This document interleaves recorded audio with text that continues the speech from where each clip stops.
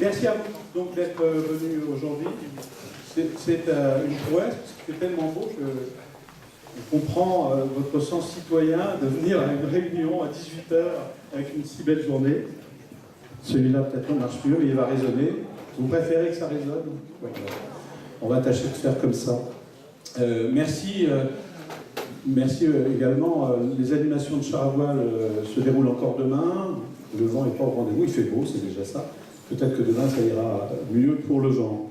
Je voudrais excuser l'absence de quelques élus, dont Bernard Leclerc, Samy, qui a des contraintes familiales, Françoise, Jean-Claude, pour des questions de travail.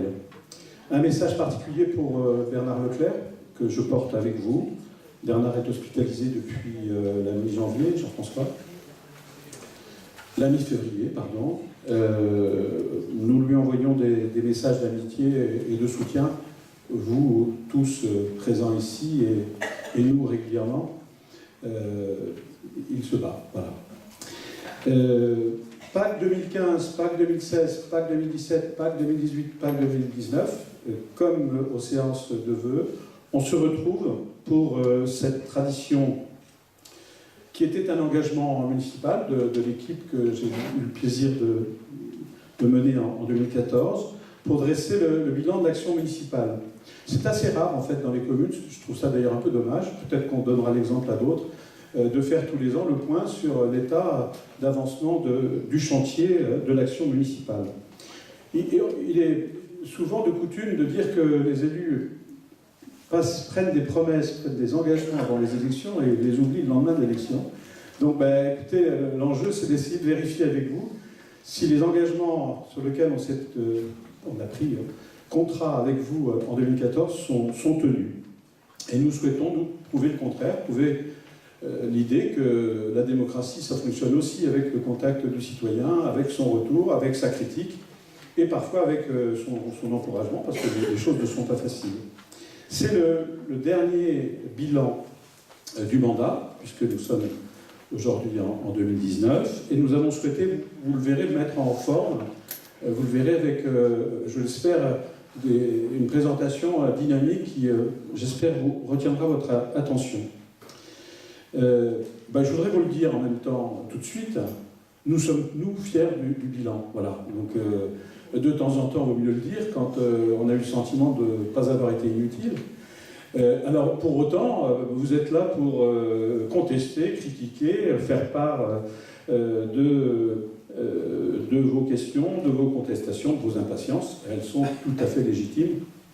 Il nous semble que l'équipe a fait le travail.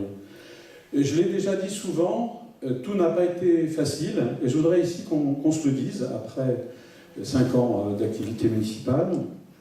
En 2014, il ne faut pas l'oublier, la Presqu'île était dans une triste situation, paysage déconstruit, division au sein de la population, image négative à l'extérieur, procès médiatique sans fin, et puis une posture souvent très bureaucratique de l'État qui renforçait encore les contrôles dans une commune pour laquelle elle a été critiquée, voire jugée, de ne pas avoir fait son travail dans des conditions normales au regard de l'activité de l'ancienne équipe municipale. On dira un mot des procès tout à l'heure. Le projet a donc été ici plus difficile à mener. Je voudrais également que tout le monde en ait conscience, que dans bien d'autres communes, et j'ai une certaine expérience de l'activité publique, donc je peux le dire par expérience. Pour 2 raisons essentielles. La première raison est juridique. Parce qu'avant de faire, il a fallu à chaque fois avoir l'autorisation de faire. Et à la Faute-sur-Mer, c'est comme pour vous quand vous voulez faire une ouverture, une extension, c'est pareil pour nous. Donc à chaque fois, il a fallu négocier la faisabilité de chaque action, le droit de faire. C'était le premier enjeu pour nous, et je peux vous dire qu'il n'a pas été mince. Le droit de faire dans les zones déconstruites, le droit de faire au port, le droit de faire dans l'ancien camping, le droit de faire de l'urbanisme malgré le plan de prévention. Donc cette première question structurante est considérable ici. Il a fallu se battre pour obtenir le droit de faire. Et puis le temps des procès. J'y reviens souvent parce que, là encore, il n'y a pas d'autres communes en France qui vit cette situation de ces procès de Xinitia. Et je ne prendrai pas beaucoup de temps aujourd'hui, sauf s'il y a des questions, j'y répondrai volontiers, sur le temps des procès, mais un temps singulier par rapport à ce qui se passe en France. Mais je voudrais que vous compreniez une fois encore notre position qui est très simple. Pourquoi faire payer aux contribuables des erreurs passées par des contribuables déjà victimes et en aucun cas responsables des fautes passées? Voilà notre ligne de conduite. Nous, on a défendu cette cause. Elle est simple. Il y a eu des victimes. Les contribuables de la faute sur mer ne doivent pas être en plus victimes. Une fois que j'ai dit c'est simple, il reste 3 combats pour autant pour lesquels nous sommes particulièrement mobilisés. Le premier a trait au jugement à venir de la Cour administrative d'appel. Vous avez peut-être vu la presse, il y a un jugement de la Cour qui doit tomber dans les semaines à venir, qui pourrait diminuer le pourcentage de responsabilité de l'État en chargeant celui de la commune et celui de l'association syndicale de la vallée du Lay. Donc voilà, c'est un combat qu'il faut mener. Nous le mènerons, y compris devant le Conseil d'État. J'en prends l'engagement devant vous. Le deuxième combat, il est malheureusement bien connu, c'est celui contre l'assurance de la commune d'Asnac, qui ne respecte pas son engagement contractuel. Là, c'est un enjeu financier majeur. Vous pouvez compter sur nous pour le défendre bec et ongle. On attend le jugement de la Cour administrative d'appel pour le défendre devant le tribunal de grande instance. Donc vous voyez, ce dossier-là, il est également d'actualité. Et puis, et c'est un paradoxe, moi je vous le dis, le troisième combat, c'est le combat contre l'ancien maire qui cherche à faire payer aux contribuables des frais personnels d'avocat, par ailleurs assurés. Et depuis un certain nombre de mois, on a ces questions récurrentes de frais d'avocat de M. Maratier qui reviennent sur la table du Conseil et qu'on refuse parce qu'il n'y a pas de raison que des frais personnels de l'ancien maire soient payés par les contribuables de la commune. D'autant que ces frais étaient assurés par M. Maratier. Voilà les 3 combats qu'on mène. C'était la particularité juridique de notre combat municipal. La deuxième, elle était financière. Une fois qu'on a le droit de faire, il faut avoir les moyens de faire. Et c'est pas très facile. Donc, on va vous présenter assez rapidement le bilan financier de la commune, parce que avant de parler des résultats de l'action, vous voyez des grues, vous voyez des travaux, il faut que vous puissiez savoir si tout ça se déroule dans des conditions financières acceptables. Vous m'avez souvent entendu dire ça va pas assez vite, ça va pas assez loin, il n'y a pas assez de solidarité.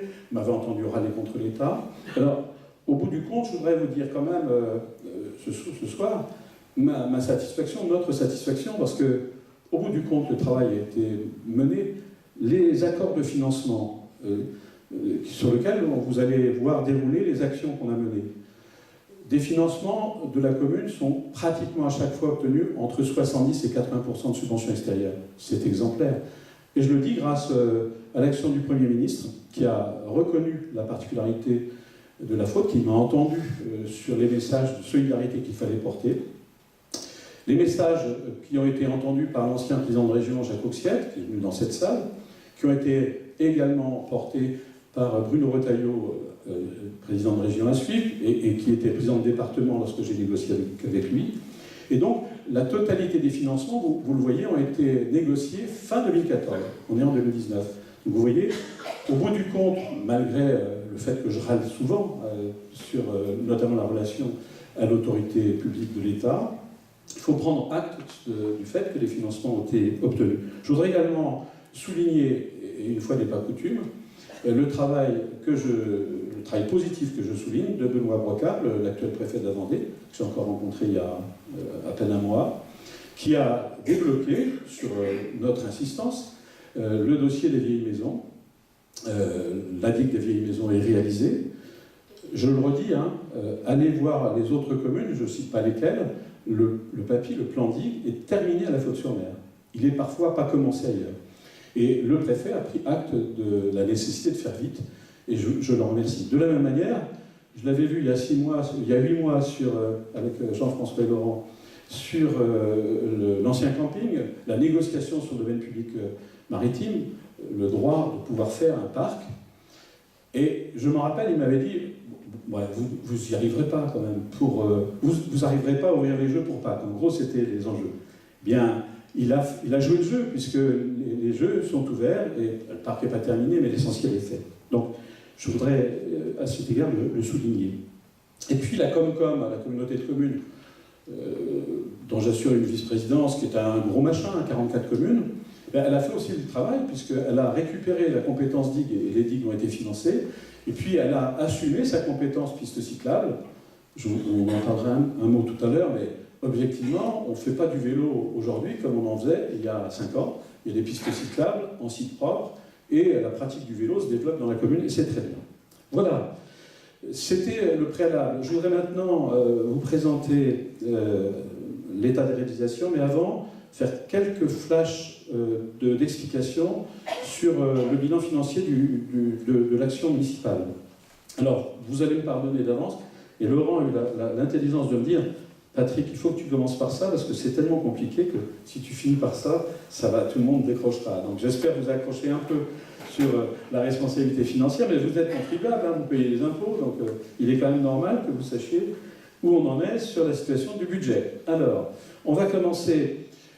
un mot peut-être préalable, et ce sera le premier transparent. Il y a quelques transparents, je vous rassure, je ne vais pas vous faire la présentation du budget comme je le fais au Conseil.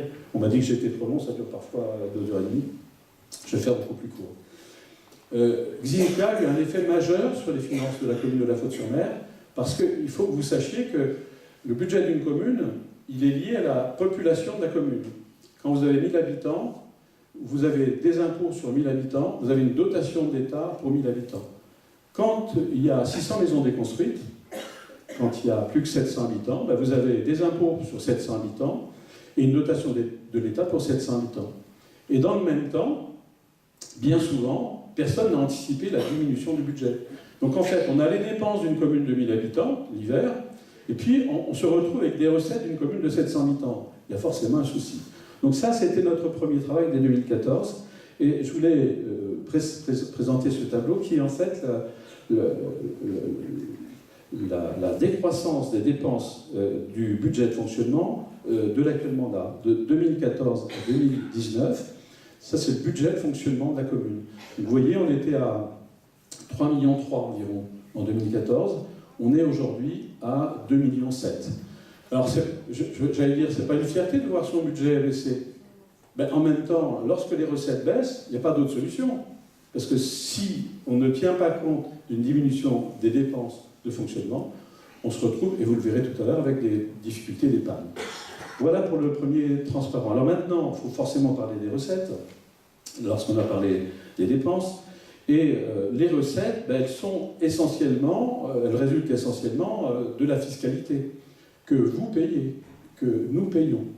Donc l'ajustement des recettes, donc vous voyez là ici l'évolution du produit des taxes foncières et de la taxe d'habitation de 2014 à 2019, et on voit que vous avez été contributeur, notamment en 2014, il y a une augmentation d'impôt 2014, parce que vous le verrez dans le tableau suivant, nous avons découvert une situation en 2014 avec une commune qui dépensait plus qu'elle ne recevait, par l'effet dont je viens de vous parler, c'est-à-dire qu'elle avait gardé une structure de dépenses d'une commune sans Xintia, et elle avait des recettes d'une commune après Xintia. Donc il fallait forcément trouver cette contraction. Alors, ça nous a conduit, tu peux le remettre s'il te plaît Jean-François, ça nous a conduit donc à faire évoluer la fiscalité en 2014, de la faire évoluer, j'insiste sur ce point-là, en 2015, quand ceux qui sont spécialistes des finances pourront regarder dans le détail. On a augmenté le foncier bâti en 2015, et dans le même temps, j'ai négocié une baisse de la taxe d'enlèvement des ordures ménagères du même montant. Donc, vous, les contribuables, vous n'y avez rien vu. La commune a pu encaisser par ce mouvement, que j'appelle mouvement d'accordéon, 110 000 € de gains fiscaux. Et vous le voyez, avec notamment la montée de 782 000 à 893 905, le palier, en fait, qui nous a mis hors d'eau au niveau de l'épargne, vous le verrez sur les tableaux suivants. Pour le reste, et ce tableau en est la traduction, la bonne nouvelle, parce qu'après la fiscalité s'est stabilisée, nous avons voté au conseil municipal d'hier soir, une augmentation des taux par 0%, donc c'est un maintien de la pression fiscale telle qu'elle est actuelle. Donc comment on continue à faire grimper cette ligne de crête de nos produits de fiscalité? Mais simplement, et c'est une bonne nouvelle, parce que la commune a retrouvé un élan. Laurent le sait avec l'urbanisme, les membres de la commission d'urbain, j'en vois quelques-uns ici, le savent.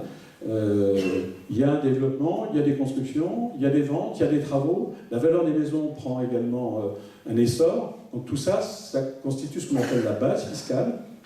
Et quand la base fiscale augmente, le produit fiscal de la commune augmente. Voilà, donc c'est important, c'est le deuxième point. On a parlé des dépenses, on a parlé des recettes, il fallait y venir. Alors, quand on parle de la fiscalité, il faut quand même se comparer. Alors, la comparaison n'est pas toujours raison, mais de temps en temps, ça fait du bien de se comparer. Surtout quand on sort ce tableau, moi j'étais content de le voir. Donc bon, à la Tranche-sur-Mer, on paye un petit peu moins de taxes d'habitation. Le taux est de 8,15%. Mais partout ailleurs, et je vous assure, je l'ai dit au conseil municipal hier soir, il n'y a pas de malice. À Saint-Michel, 13, à l'Aiguillon, 14, au Sable, 15, à Luçon, 17, à Saint-Hermine. Saint-Hermine, c'est un budget comparable au nôtre, hein, malgré les différences de taille. 19, à Longeville, 21. Donc vous voyez que nous sommes des contributeurs fiscaux, mais globalement, nous ne sommes pas surtaxés à la faute-sur-mer sur la taxe d'habitation. Le foncier bâti, c'est à peu près la même leçon, un petit peu supérieur quand même, puisqu'on est à 15,17% à la faute-sur-mer en taux, alors que la Tranche, Saint-Michel et Longeville sont en dessous de nous. Mais par contre, on retrouve l'Aiguillon, les Sables, Saint-Hermine et Luçon bien au-delà, avec parfois des rapports qui vont de 1 à 2. C'est-à-dire qu'un contribuable, je ne citerai pas la commune, peut se retrouver pour la même maison à payer le double des impôts de taxes d'habitation, de foncier bâti que vous payez à la faute-sur-mer. Il était important, je crois, de le souligner, y compris parce que vous avez été contributeur au début du mandat. De mémoire, l'augmentation a dû être de 9%, parce que, et c'est le tableau suivant, il fallait redresser la situation de la commune en 2014 avec une question liée à l'épargne. Alors l'épargne, écoutez, je vous ai parlé des dépenses et je vous ai parlé des recettes. L'épargne, c'est la contraction des deux. Quand la commune dépense trop ou dépense plus qu'elle ne reçoit, elle a ce qu'on appelle une épargne négative. C'est-à-dire que j'allais dire que pour payer son budget de fonctionnement, il faut qu'elle emprunte. Ça ne vous rappelle pas le fonctionnement de l'État, ça, par ailleurs? C'est à peu près ça. Les collectivités n'ont pas le droit de dépenser plus qu'elles ne reçoivent. Quand on a fait le bilan du compte administratif 2013, on a constaté une épargne nette négative de 122 000 €. Donc il fallait absolument redresser le cap. C'est ce qu'on s'est employé à faire. Vous l'avez compris, en diminuant les dépenses de fonctionnement et également en augmentant la fiscalité en 2014. Et ça nous a conduit à retrouver de l'épargne dès 2014, 207 000, 222 000 en 2015, 158 000 en 2016, 261 000 en 2017, 155 000 en 2018, avec un effet particulier sur lequel je ne rentre pas. Sachez que avec la correction du statut de station classée qu'on aura bientôt, on se retrouvait avec les 70 000 du beige en plus. Voilà. Les investissements, j'en dis juste un mot pour vous dire que, comme je vous l'ai indiqué, notre objectif c'était une négociation à 80% de subventions à l'extérieur. État, région, département, Europe, hein, on a y compris été chercher des financements européens. On ne peut pas avoir plus de 80%. Alors je vous parle de travaux, de coûts de travaux hors taxes. Une commune ne peut pas avoir 85% de subvention. Donc le taux maximum c'est 80%. C'était l'objectif qu'on s'est assigné, qu'on s'est fixé. Ça n'a pas été simple toujours, mais il a été atteint. Le dernier point financier, vous voyez, j'essaye de ne pas être trop long. L'avant-dernier point financier, c'est la dette communale. Parce que vous voyez des travaux partout, des grues, et bon, je pense qu'il y a plutôt une satisfaction. Enfin, on a plutôt des gens qui nous disent ça bouge. Tout ça, ça coûte. Hein.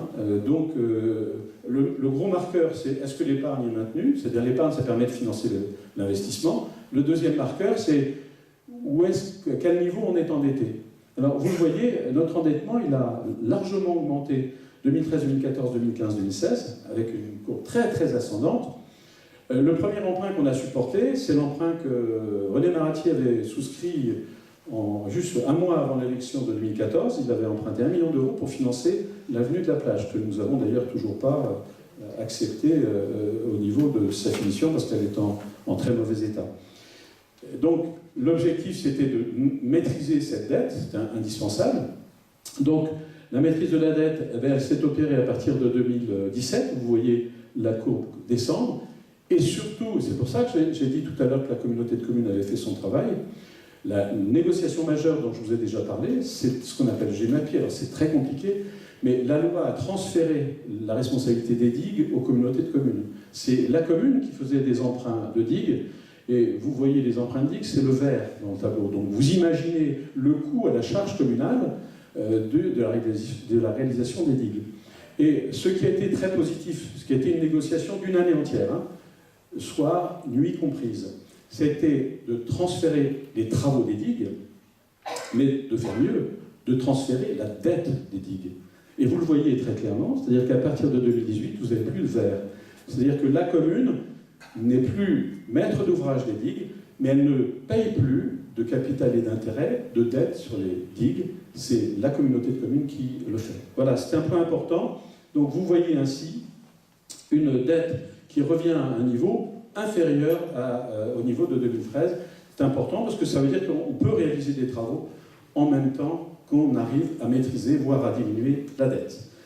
Voilà, c'était une présentation un peu longue, mais il fallait quand même être un peu précis sur ces points financiers, parce que d'une certaine manière, c'est un peu difficile de se glorifier d'un résultat en travaux si le bilan financier pose question, et il est légitime qu'on soit plus clair.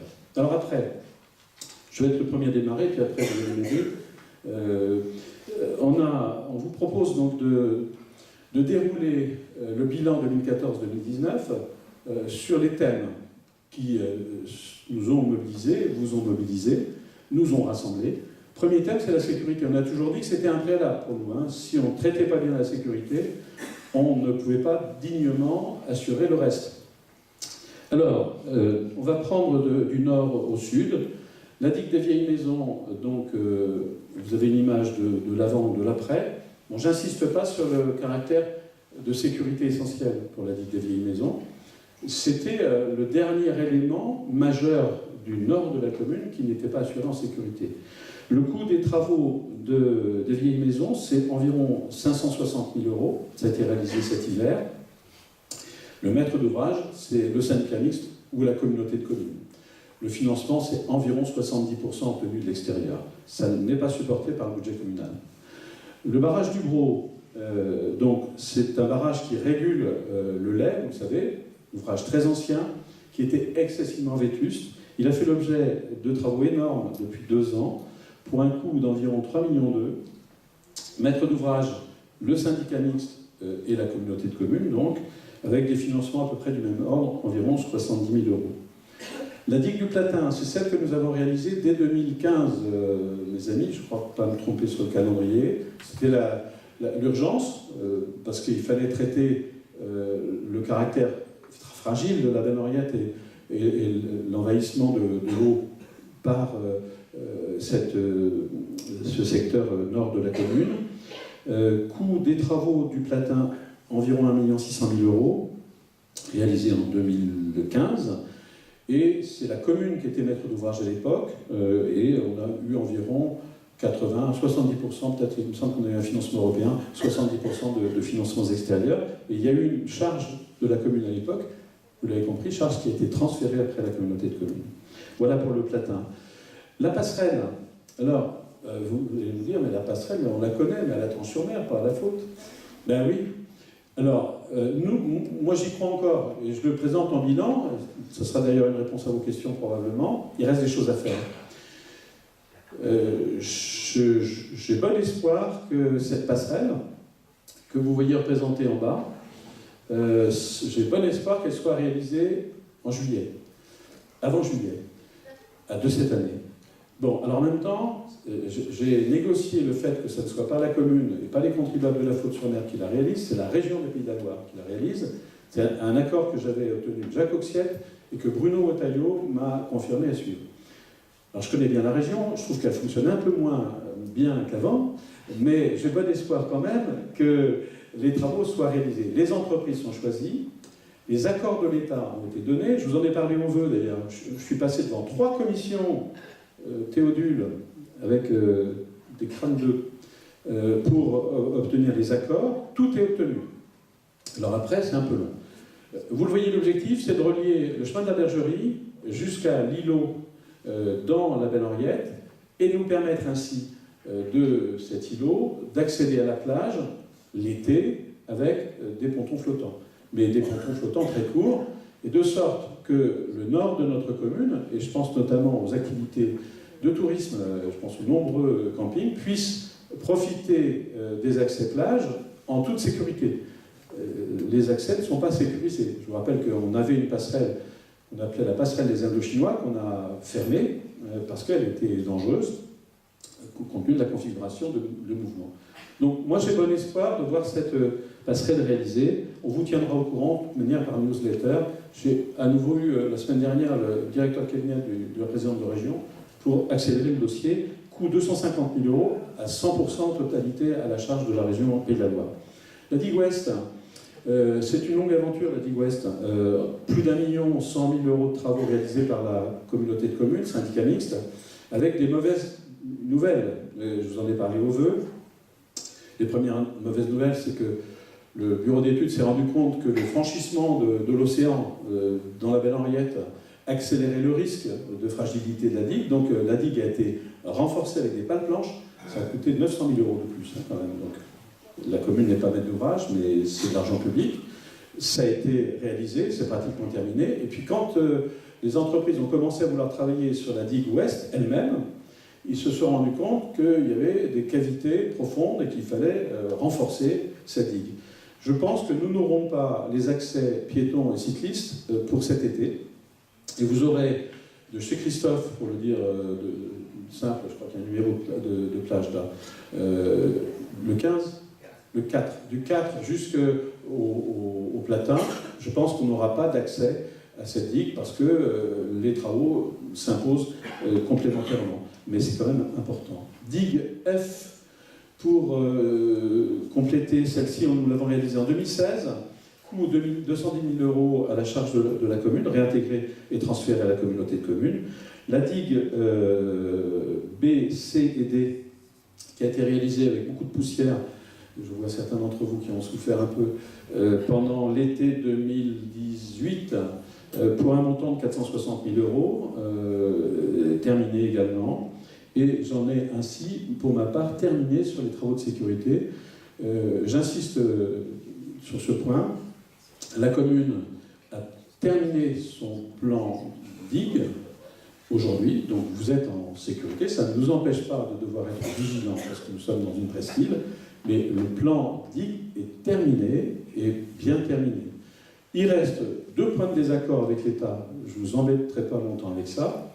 Ce que l'État appelle la digue nord, que nous on appelle la digue sud, celle qui aurait vocation à couper le bout sud de la commune. Nous sommes en désaccord avec l'État, donc nous n'acceptons pas ces travaux. Et puis il y a un débat sur la digue du camping, enfin les digues dites du camping, qui nous paraissent de bon niveau et que l'État, pour des raisons diverses que je n'ai pas le temps de commenter aujourd'hui, considère comme n'étant pas conforme à la réglementation. Donc il reste ces 2 sujets. Pour le reste, les travaux de digue sont terminés. Et pour la sécurité, et je laisse le soin à Laurent de terminer, il y avait un point important, parce qu'on rentre cette fois-ci dans les actions concrètes de sécurité, c'est les accès réseau. Oui, absolument Patrick, parce que le fait est que quand on voit tous ces ouvrages de protection qui sont au service de la sécurité, il nous paraissait hyper important que vous puissiez, quoi qu'il arrive, être informés.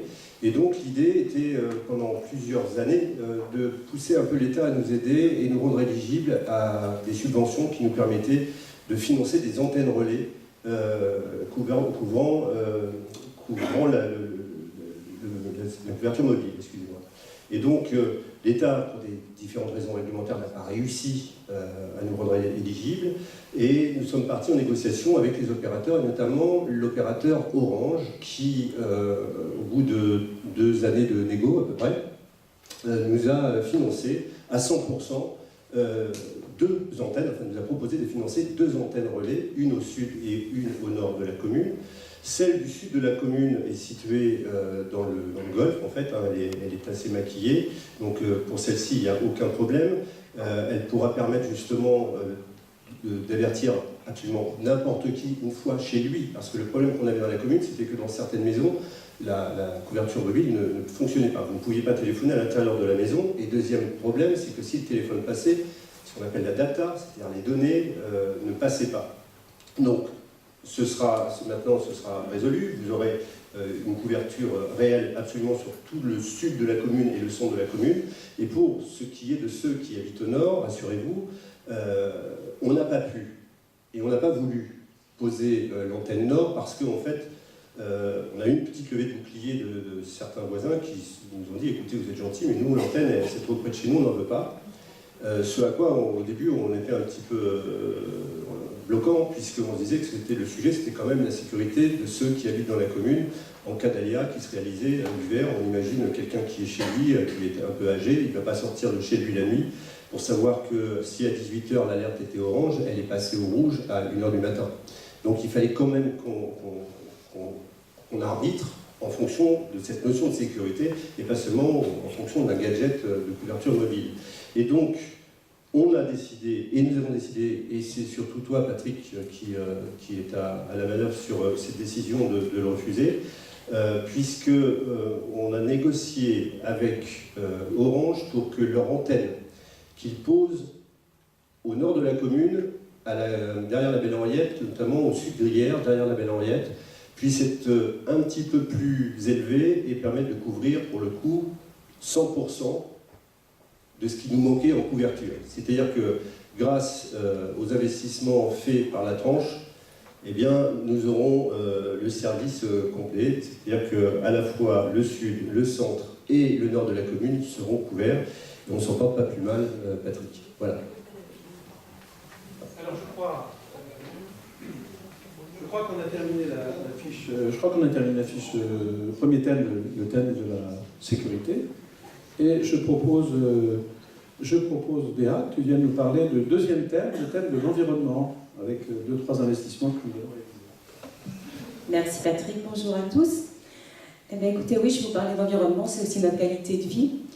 Alors en première partie, la déchetterie, qui a été refaite en 2017 pour un coût d'environ 420 000 € et qui a été financée par la communauté de communes. Ensuite, on va parler du nettoyage des plages. Alors, vous savez qu'il est fait une fois par an par des bénévoles, quelquefois 2, mais en général au moins une fois par an. Je rajoute juste un mot sur la déchetterie, financement communautaire. Et il y a eu, bon, vous l'avez vu, c'est réalisé il y a 3 ans, j'ai oublié de te le dire tout à l'heure, il y a eu une grosse bagarre sur les heures d'ouverture.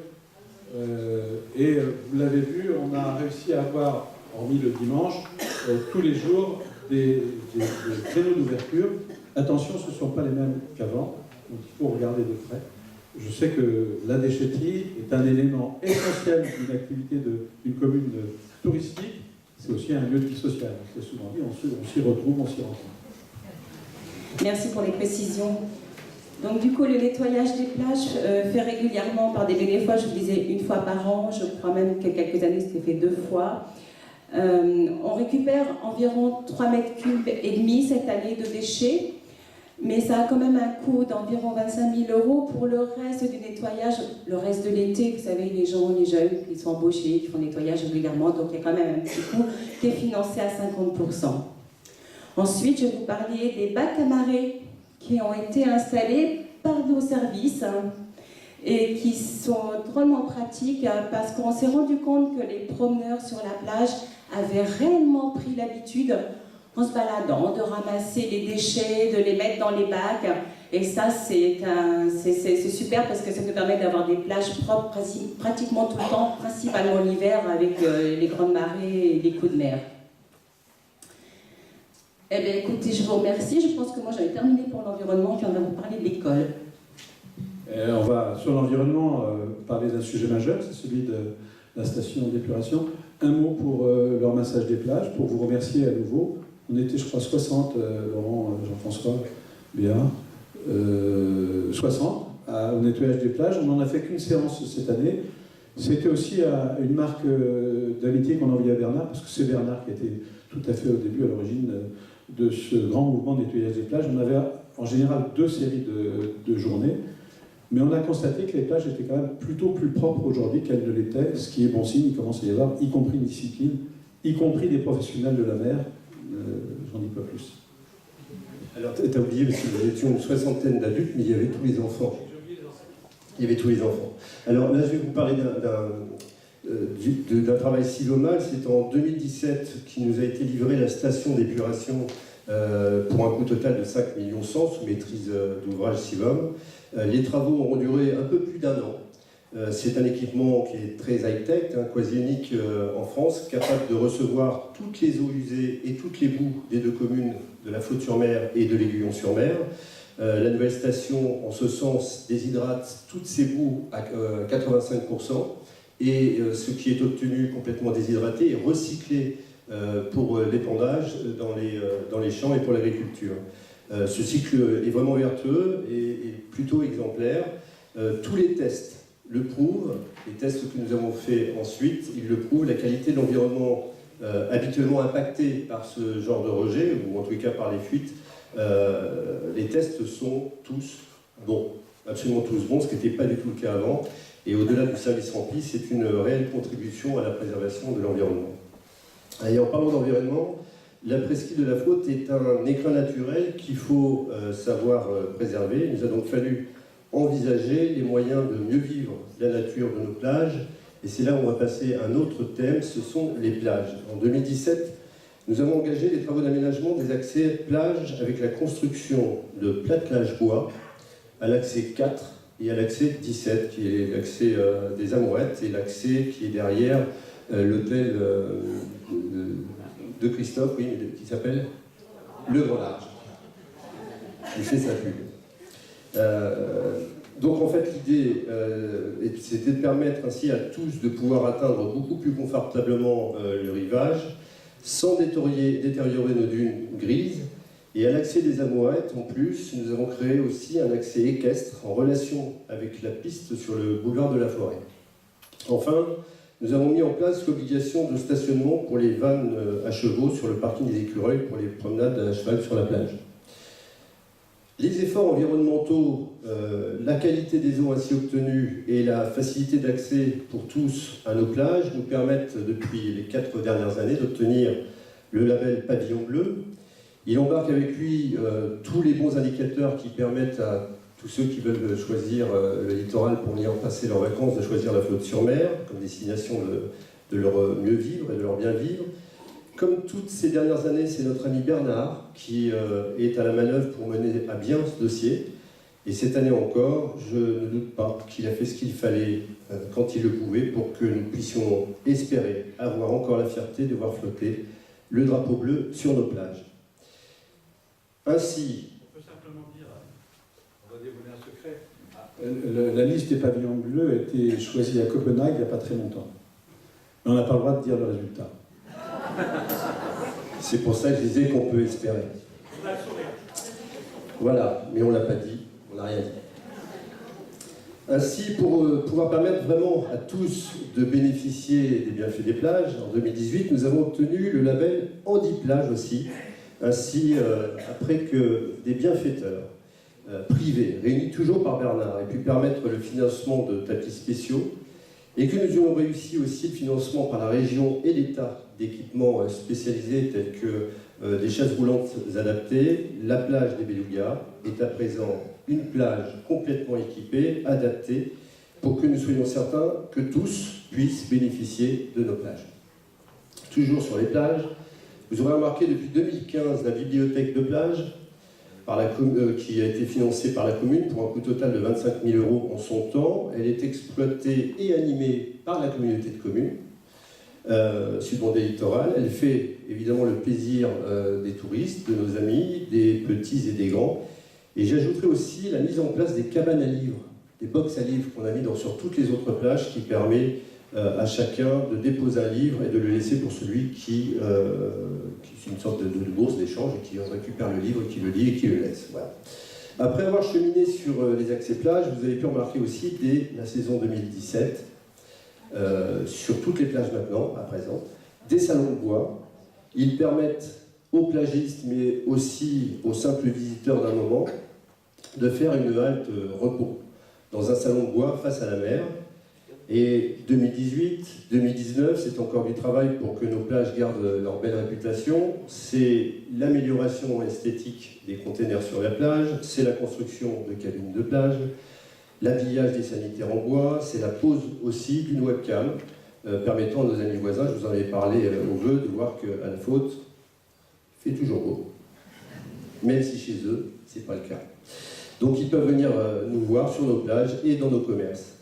Enfin, plus récemment, nous avons conventionné avec l'État des concessions qui nous permettent aujourd'hui d'engager pour l'avenir une vraie stratégie de développement de la vie et de l'économie de nos plages. Ainsi, par exemple, pour harmoniser, nous avons décidé de faire l'acquisition de 2 structures habillage bois qui nous permettent de poser 2 restaurants sur les plages, notamment à Grand Plage et au Beluga. Et vous pourrez, un peu en style paillote, pouvoir choisir de déjeuner ou de dîner sur la plage. Les concessions obtenues permettent aussi sur nos plages la possibilité de développer des activités sportives ou de loisirs en rapport avec la vision de développement que porte la commune ou portera demain la commune, puisque ces concessions nous permettent de se concéder pour 6 ans. C'est déjà le cas pour l'école de voile, c'était au conseil municipal d'hier, et on a concédé hier. Le coût total de ces aménagements fut subventionné à hauteur de 166 000 € pour un coût total de 210 000 €. La part communale, là encore, Patrick, était de 20%. Je crois que c'est à toi. Merci Laurent pour le tour de plage. Alors on ouvre un thème qui nous a beaucoup mobilisés, mais qui légitimement nous occupe, puisque une station balnéaire qui aura bientôt le statut de station classée. Il nous manquait le classement d'hôtel. J'ai un rendez-vous téléphonique mardi avec le ministère du Tourisme et nous avons bon espoir d'avoir notre statut de station classée, comme quelques autres communes en région, prochainement. Les aires de camping-car, d'abord. Celle du centre, l'aire de camping-car des Pins et puis celle des Amourettes. Coût environ 255 000 € financé à 80%. Ça n'a pas été un sujet facile, vous vous en souvenez, au début. Moi, je me rappelle qu'il y avait même une personne qui venait tous les jours pour, espérait-il, constater que l'aire de camping-car était vide pour pouvoir monter une cavale, avec d'ailleurs un tract injurieux. On a le souvenir de tout ça. Écoutez, nous, ça a été difficile parce qu'on a enlevé des places de stationnement, hein, donc il a fallu gérer ça. Mais objectivement, aujourd'hui, on sait que ces aires de camping-car ont un retour d'investissement à peu près en 3 ou 4 ans, avec un niveau de revenus. Je parlais tout à l'heure du budget communal. Les aires de camping-car, ça rapporte environ 60 000 €. J'en oublie 54 000 € pardon. Mais 54 000, c'est le bilan de 2018. Et je me projette déjà sur 2019, parce que le taux de remplissage est bien meilleur. Et ce qui nous a le plus étonné, on est étonné du succès, mais heureux du succès, parce qu'à chaque fois, c'est un couple, au moins un couple, qui est domicilié dans notre commune, et donc qui va acheter le journal, acheter le pain, chez le boucher, au restaurant. Et puis, ce qui nous surprend le plus, c'est que c'est des fréquentations, y compris l'hiver. Il n'y a pas que l'été, c'est-à-dire que vous l'avez vu comme nous, parfois un peu surpris, en janvier, en février, en novembre, en octobre, on a des camping-caristes qui sont là. Donc c'est un élément important qu'on n'a pas pu, vous le savez, installer dans le parc pour des raisons d'empêchement liées à l'État. Le parc, alors, il n'est pas terminé, on en parlait encore au conseil municipal hier, il manque des bancs, mais enfin l'essentiel est fait, et on est heureux, agréablement surpris par le bonheur des enfants et le bonheur des grands-parents. En ce moment, c'est plutôt l'enfant de grands-parents, et parents aussi, parce que c'est un lieu qui est désormais, qui fait la conquête d'un certain nombre d'habitants du secteur ou de plus loin. Alors ce qui est intéressant, allez-y d'ailleurs, nous on y va chaque fois les uns les autres de l'équipe, on interroge les adultes en leur disant vous venez d'où. C'est très intéressant parce que c'est un élément d'attractivité du coup assez lointain. Enfin, c'est-à-dire il n'y a pas que la faute l'Aiguillon. Hein. Il y a des gens qui viennent de Luçon, des gens qui viennent de Saint-Cyr-Montal-Mondais, des gens qui viennent de La Roche-sur-Yon. Et il commence à y avoir une réputation, ce parc commence à être, par sa gratuité, un élément d'attractivité, puis la qualité des jeux. Et du coup, on sait bien que ces familles qui viennent passer une journée chez nous, elles les passaient ailleurs, eh bien, ils viennent chez nous, on préfère, parce que ça fait vivre l'économie locale. Et puis derrière, ça contribue à cette notoriété positive qu'on essaie de retrouver pour la commune. Alors derrière le parc, il y a le skate, le bowl, le skatepark, le street park. Je ne rentrerai pas dans le détail, si vous voulez. Laurent sera là pour répondre à vos questions.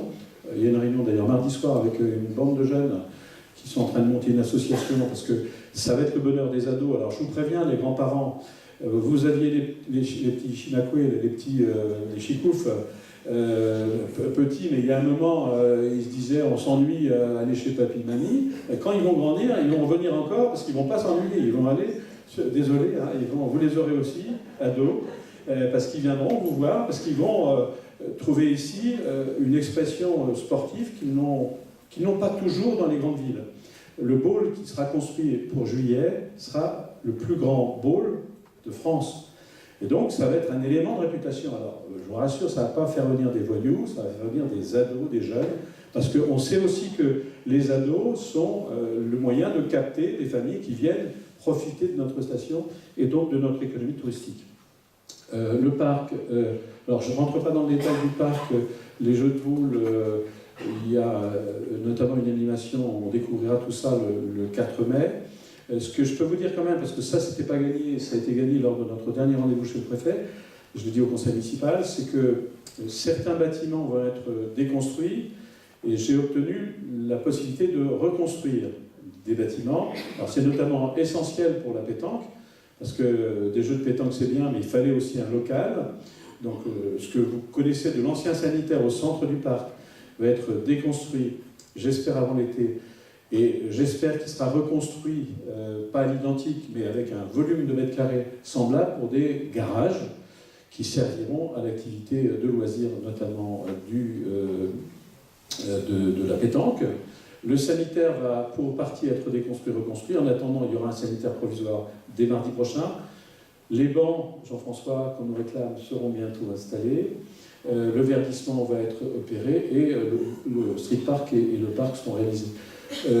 J'ai calé avec Bruno Retailleau et le préfet Brocard une inauguration du parc le 26 octobre, je ne crois pas me tromper, au milieu des vacances de la Toussaint. Pourquoi aussi tard? Parce qu'on aura réalisé le bowl et une partie du street park, parce que le parc sera végétalisé, en tout cas mieux végétalisé, et nous en profiterons pour inaugurer un certain nombre d'équipements publics qui ont été réalisés depuis 2014-2015 et qui, pour le moment, ne sont pas inaugurés.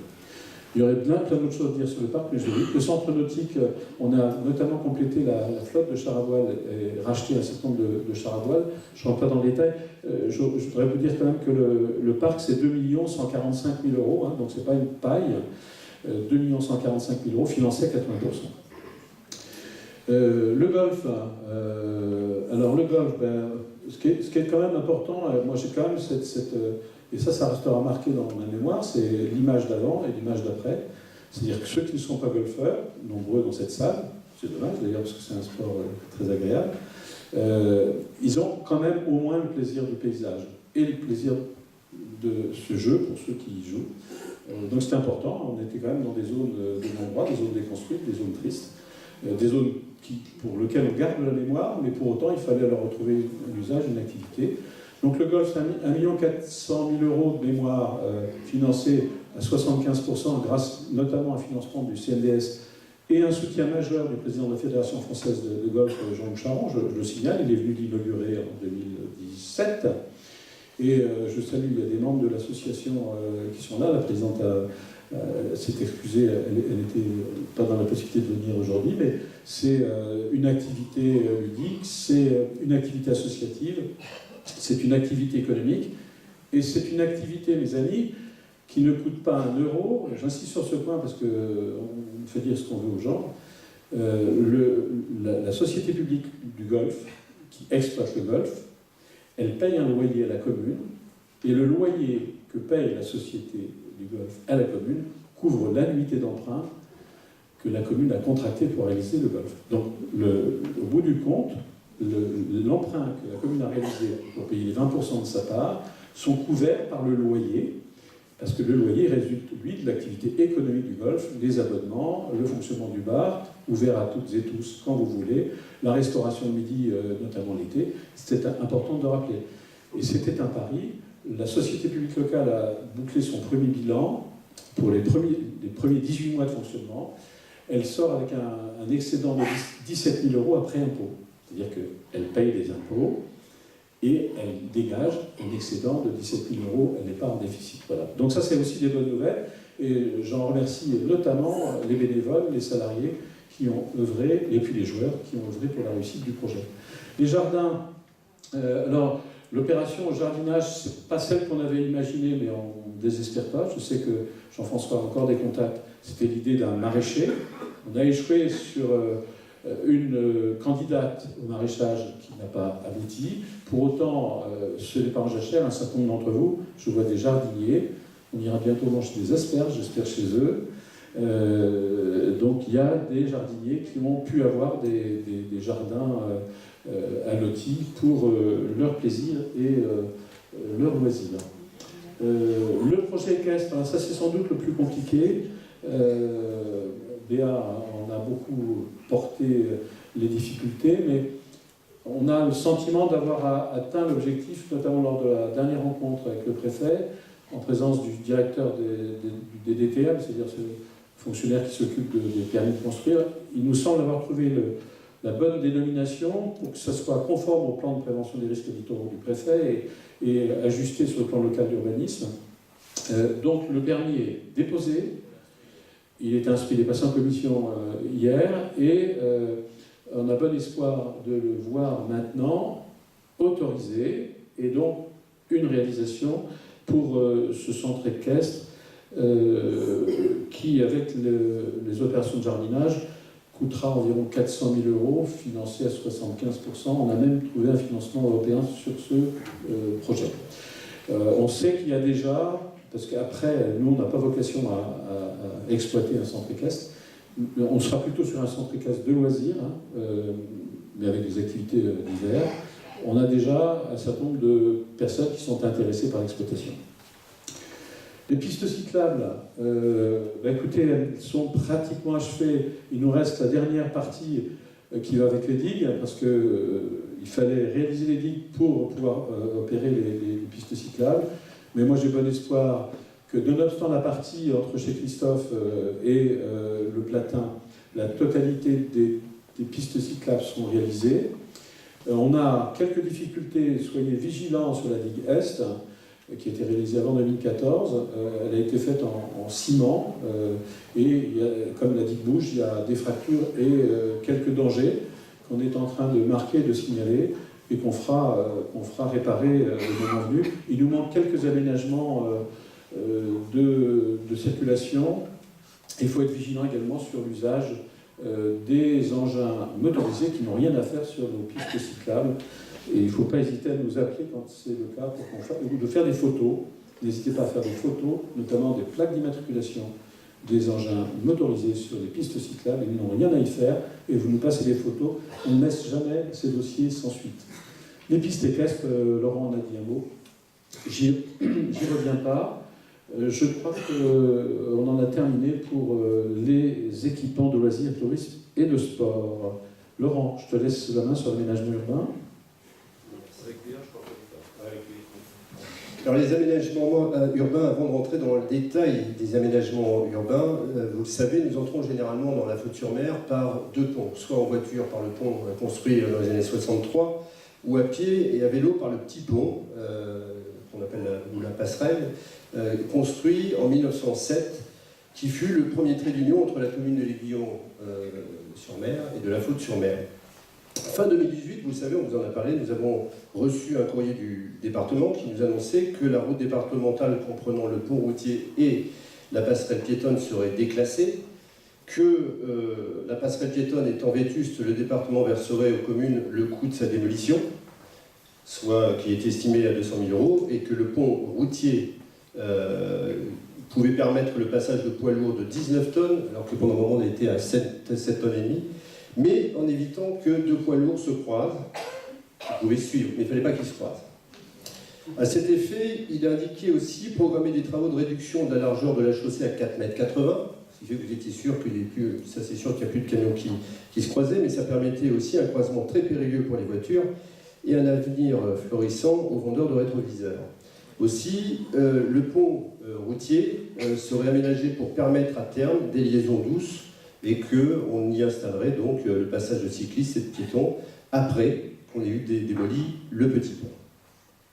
Alors évidemment, on vous l'avait dit, notre position que nous considérions comme légitime fut absolument déterminée en ce qu'il s'agit de vouloir la circulation fluide en sécurité sur le pont de 63, ou encore notre volonté de voir notre petit pont préservé et entretenu par le département.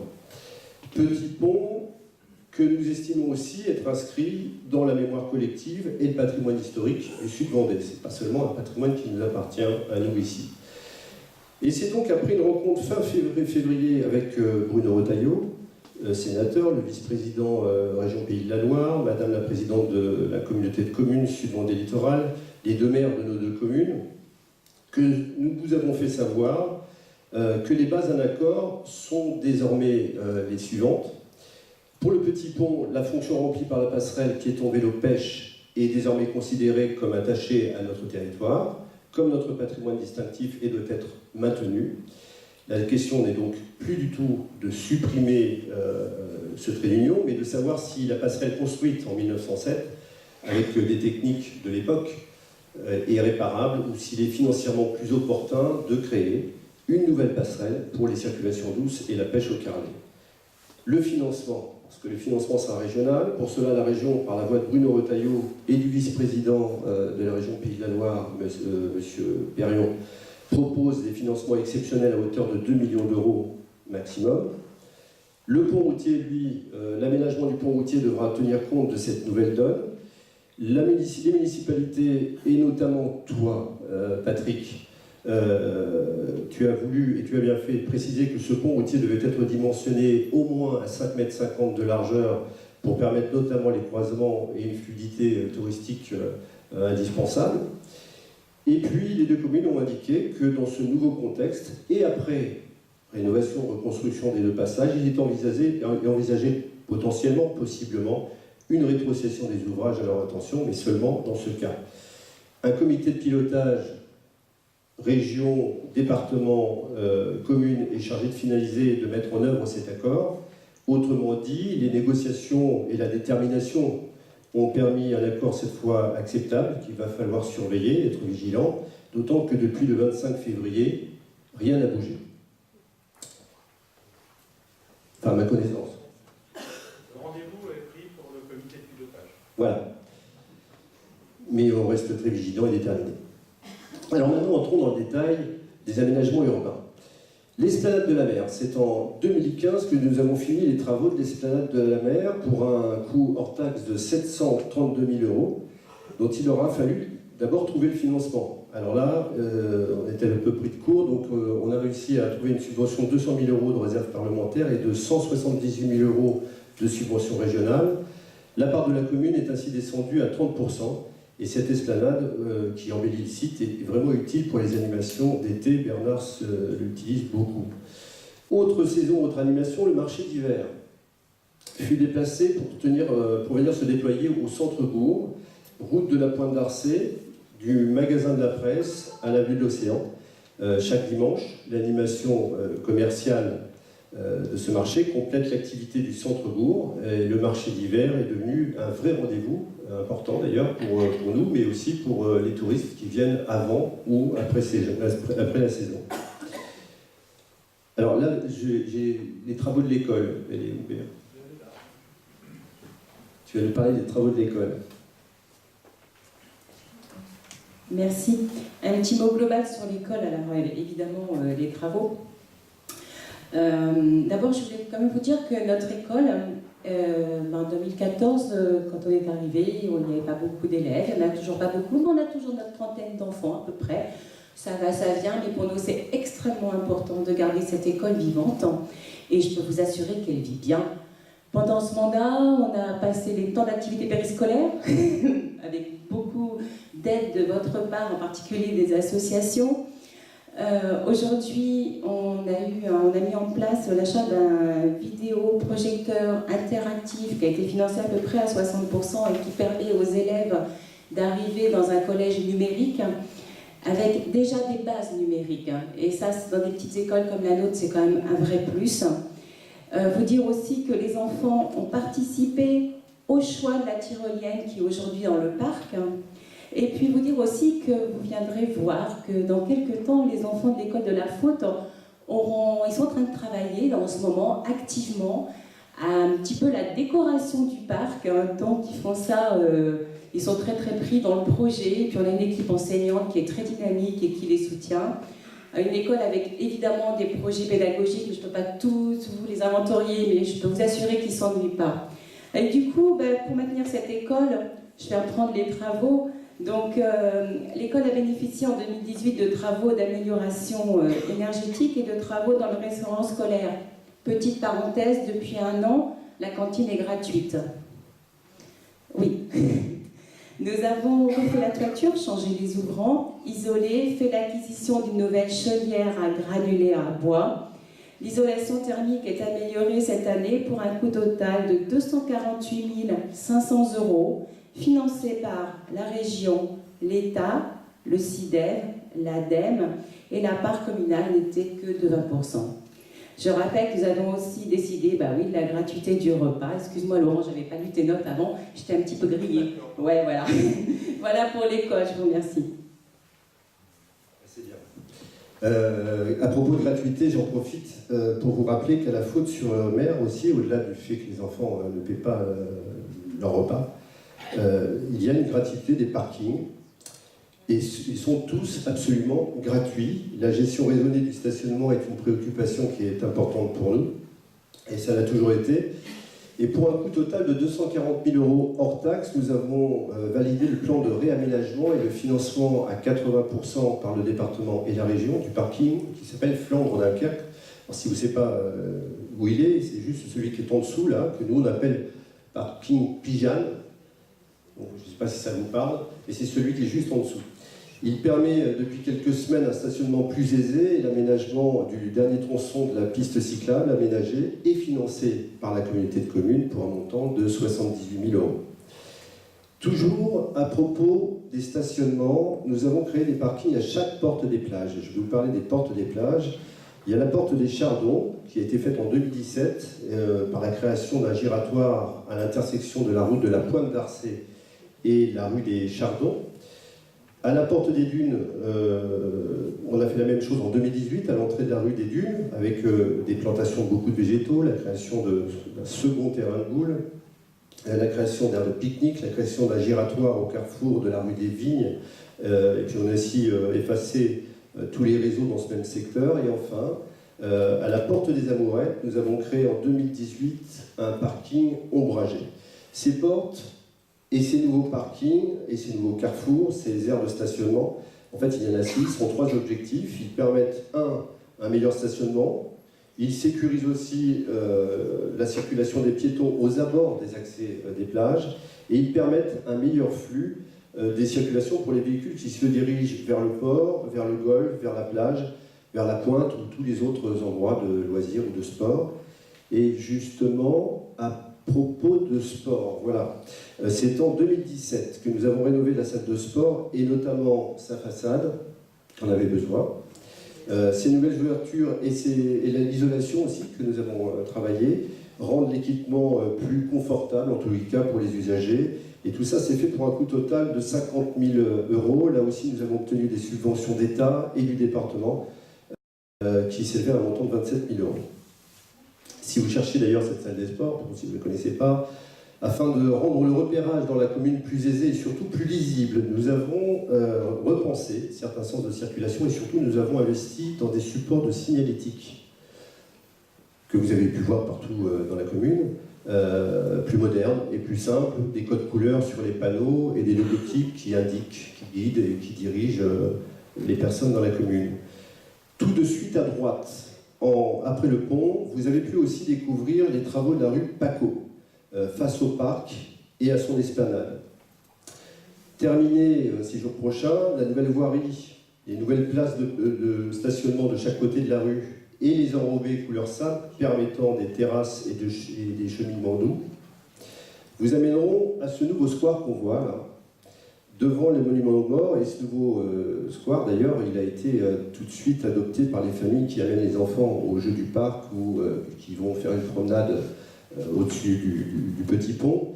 Et concernant ce square, nous avons décidé de lui donner le nom de Square Colonel Arnaud Beltrame, pour honorer le courage de cet homme qui, le 23 mars 2018, lors de l'attaque terroriste à Carcassonne et à Trèbes, s'est volontairement substitué à un otage et a été mortellement blessé par le terroriste qu'il essayait de convaincre. Cet hommage lui sera rendu le 11 novembre prochain. Peut-être que tu vas en dire un mot? Non. Bon, voilà, je vous ai tout dit. Sans transition, le port.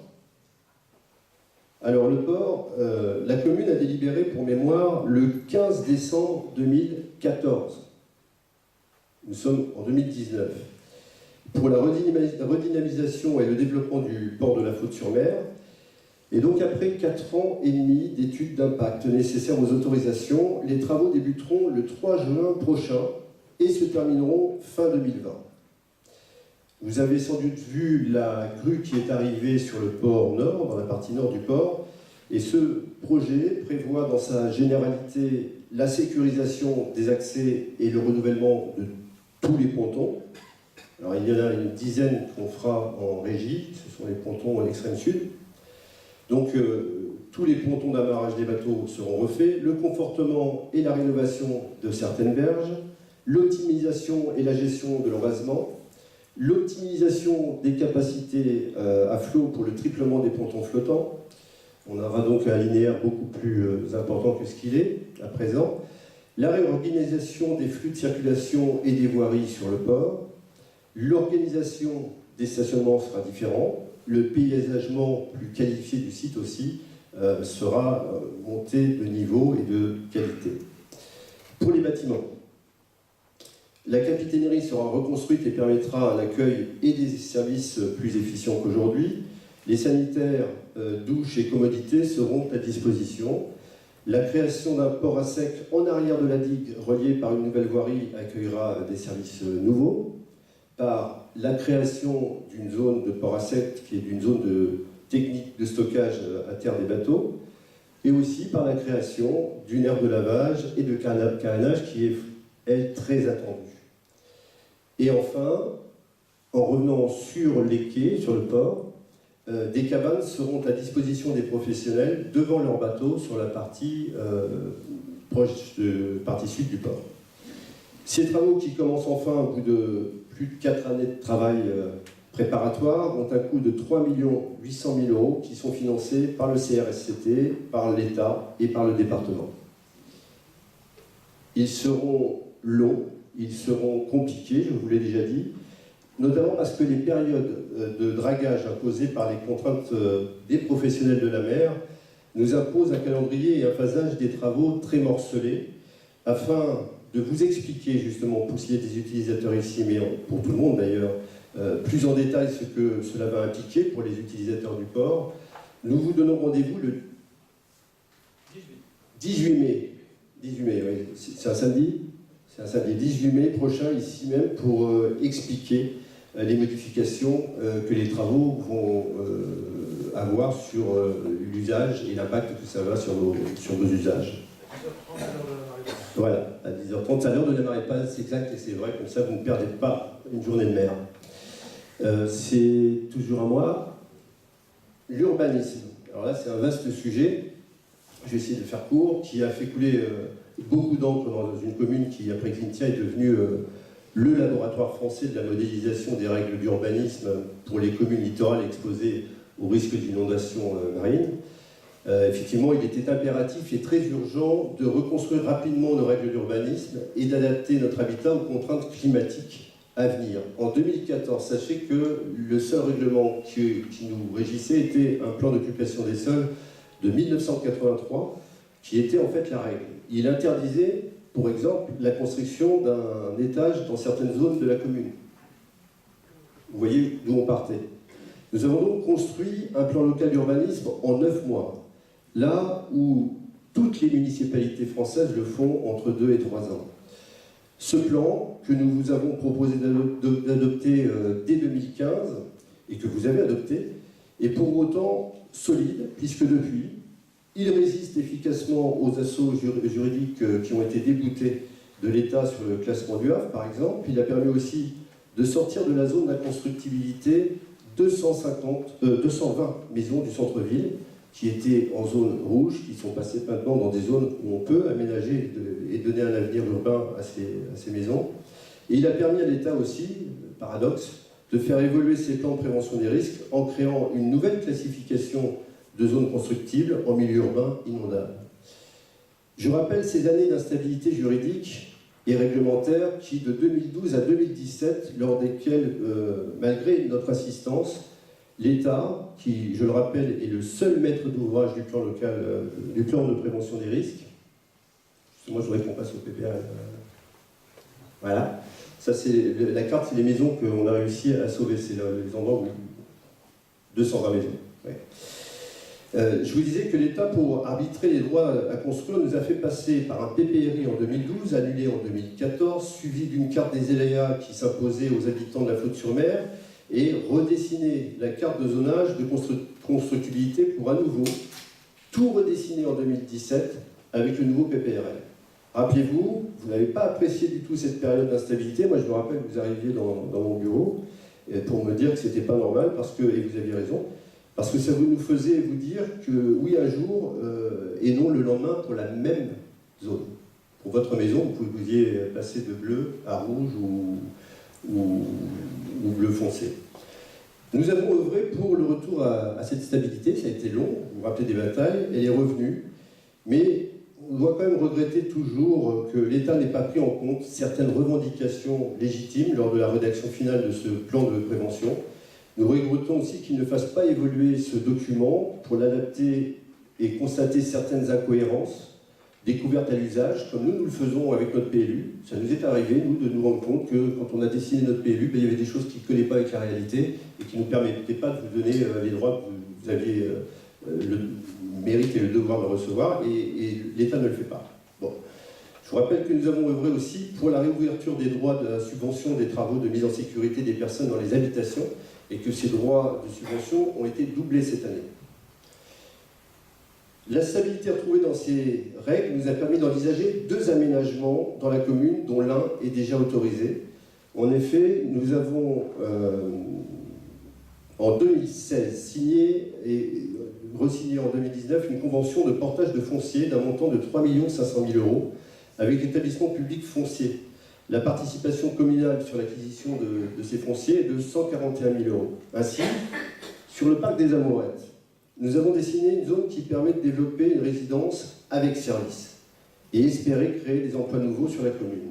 L'établissement public foncier porte financièrement évidemment l'opération qui sera reprise par des acteurs de la profession. Les négociations sont en cours avec des constructeurs suffisamment intéressés pour qu'un tour de table financier soit déjà réalisé. Pour que le projet débute, il faut trouver la société d'exploitation qui va offrir les services aux personnes qui résideront et aux futurs résidents. Les recherches très actives ont permis de trouver des exploitants qui examinent le dossier, mais les équilibres, pour l'instant, les équilibres financiers doivent être trouvés. Ils ne le sont pas encore entre les constructeurs et les exploitants. On a espoir. Et aussi, de nouvelles familles pourront prochainement s'installer à la Faute, puisque sous la même convention avec l'établissement public foncier, c'est la société Podelia, je vous en avais parlé cet hiver, qui a obtenu le permis de construire du programme de construction sur le terrain acheté à la commune de Mitry-Nory, à Ville-de-la-Plage, à côté de l'hôtel de la plage. La consultation des entreprises, Patrick, je ne l'ai pas dit, mais est terminée, et le chantier démarrera cette année pour 8 beaux logements et 2 commerces en rez-de-jardin. Et là, j'en ai fini, je passe la parole. Pardon ? Logement locatif pour nos plus jeunes. Je passe la main à Jean-François, je crois, pour le projet santé. Si, bonjour à tous. Bon, le sujet santé, j'ai vérifié, faisait bien partie des 25 ou 26 priorités. Mais vous vous souvenez que dans un sondage qu'on avait fait entre nous, avec vous, vous aviez mis 2 priorités en première ligne. sécurité et santé. Alors, je vais vous en parler. Bien sûr, vous avez vu le bâtiment. Bon, et la photo montre la maquette future, et la photo suivante montre que les travaux ont commencé, puisqu'effectivement, il a fallu commencer par décapiter, si je peux dire, enlever le toit de cette maison du juge, mais encore une fois, on l'avait bien dit, on l'a exigé, on garde la maison du juge qui, presque comme la passerelle, fait partie du patrimoine de nos deux communes. Donc les travaux ont commencé, ça ne résume pas, ce bâtiment ne résume pas les problèmes de santé, je vais en dire un mot de plus, mais il faut savoir que, comme les autres projets, ils sont financés à hauteur de presque 80%, là en l'occurrence c'est 73%, c'est-à-dire qu'il reste à charge pour le CIVOM, puisque c'est le CIVOM qui, comme pour la station d'épuration, est maître d'ouvrage, il reste 27% à couvrir, et sans entrer dans le détail, c'est le principe même économique de l'usage de ce bâtiment que de le louer à des professionnels de santé, des professionnels de santé, vous vous en souvenez, je le rappelle, pas seulement les médecins, la pédicure-podologue, les infirmières, un kiné, puis j'oublie peut-être, la DMR, bien sûr, et donc ces professionnels qui exerceront à titre libéral paieront leur loyer, qui contribuera à rembourser l'emprunt que le CIVOM est amené à faire. Derrière le bâtiment, c'est ça c'est visible, on est tous, on le voit, bon, puis on voit quand les travaux vont avancer, il y a une opération plus lourde, presque, si je peux dire, qui est que les professionnels ont dû s'organiser en une association, qu'ils ont demandé par anticipation, ils ont fait un projet d'abord de santé pour le territoire, ils ont demandé et obtenu l'agrément de l'ARS, et ça c'est pas rien, parce que ça compte pour pratiquement la moitié des subventions dont je vous ai parlé. Donc la boucle est bien fermée, et c'est grâce, encore une fois, à l'implication des professionnels de santé qu'on est arrivé à ce résultat. Alors, le total des dépenses, c'est 1 270 000. Je vous ai dit, taux de financement 73%. Les travaux, vous l'avez vu, ont commencé en février, et il y a une manifestation symbolique, pose de la première pierre le 18 mai, d'ailleurs ça rejoint la date dont on a parlé pour le port. Le 17 Hein 17 mai. Le quoi, la pose de la première pierre, 17 mai, et enfin, oui, vendredi 17, pardon, et l'ouverture de cette maison de santé, premier semestre 2020. Voilà. Ça ne résume pas tout. Vous allez me dire, oui, alors je sais, vous allez venir, même en questions diverses, je vois très bien ce que vous avez demandé, mais on en reviendra. Ce qui est intéressant, c'est que l'existence même de cette maison a fait que depuis qu'on a le permis de construire et la labellisation par l'ARS, on a reçu, toutes n'ont pas abouti, 5 demandes de professionnels de santé. Kinés, médecins, orthophonistes. Bon, après, donc voilà, ça fait partie des éléments d'attractivité, hein, dentistes aussi, ça fait partie des éléments d'attractivité, c'est ce qu'il faut retenir. Voilà pour la maison, pour la santé. Après, c'est tout dans la foulée. Alors, l'autre, là aussi j'ai vérifié, il y avait dans les priorités le mot démocratie. Et même on avait écrit que nous avons la volonté, dans le fascicule des 26 priorités là, de 2014, on avait écrit « Nous avons la volonté de renouveler profondément la démocratie locale de la commune ». Rien que ça. Alors, ça a dit, la commune en question, mais ça c'est vous, hein, c'est pas l'équipe municipale, c'est une commune qui vote à plus de 80%. Vous vous souvenez de ça?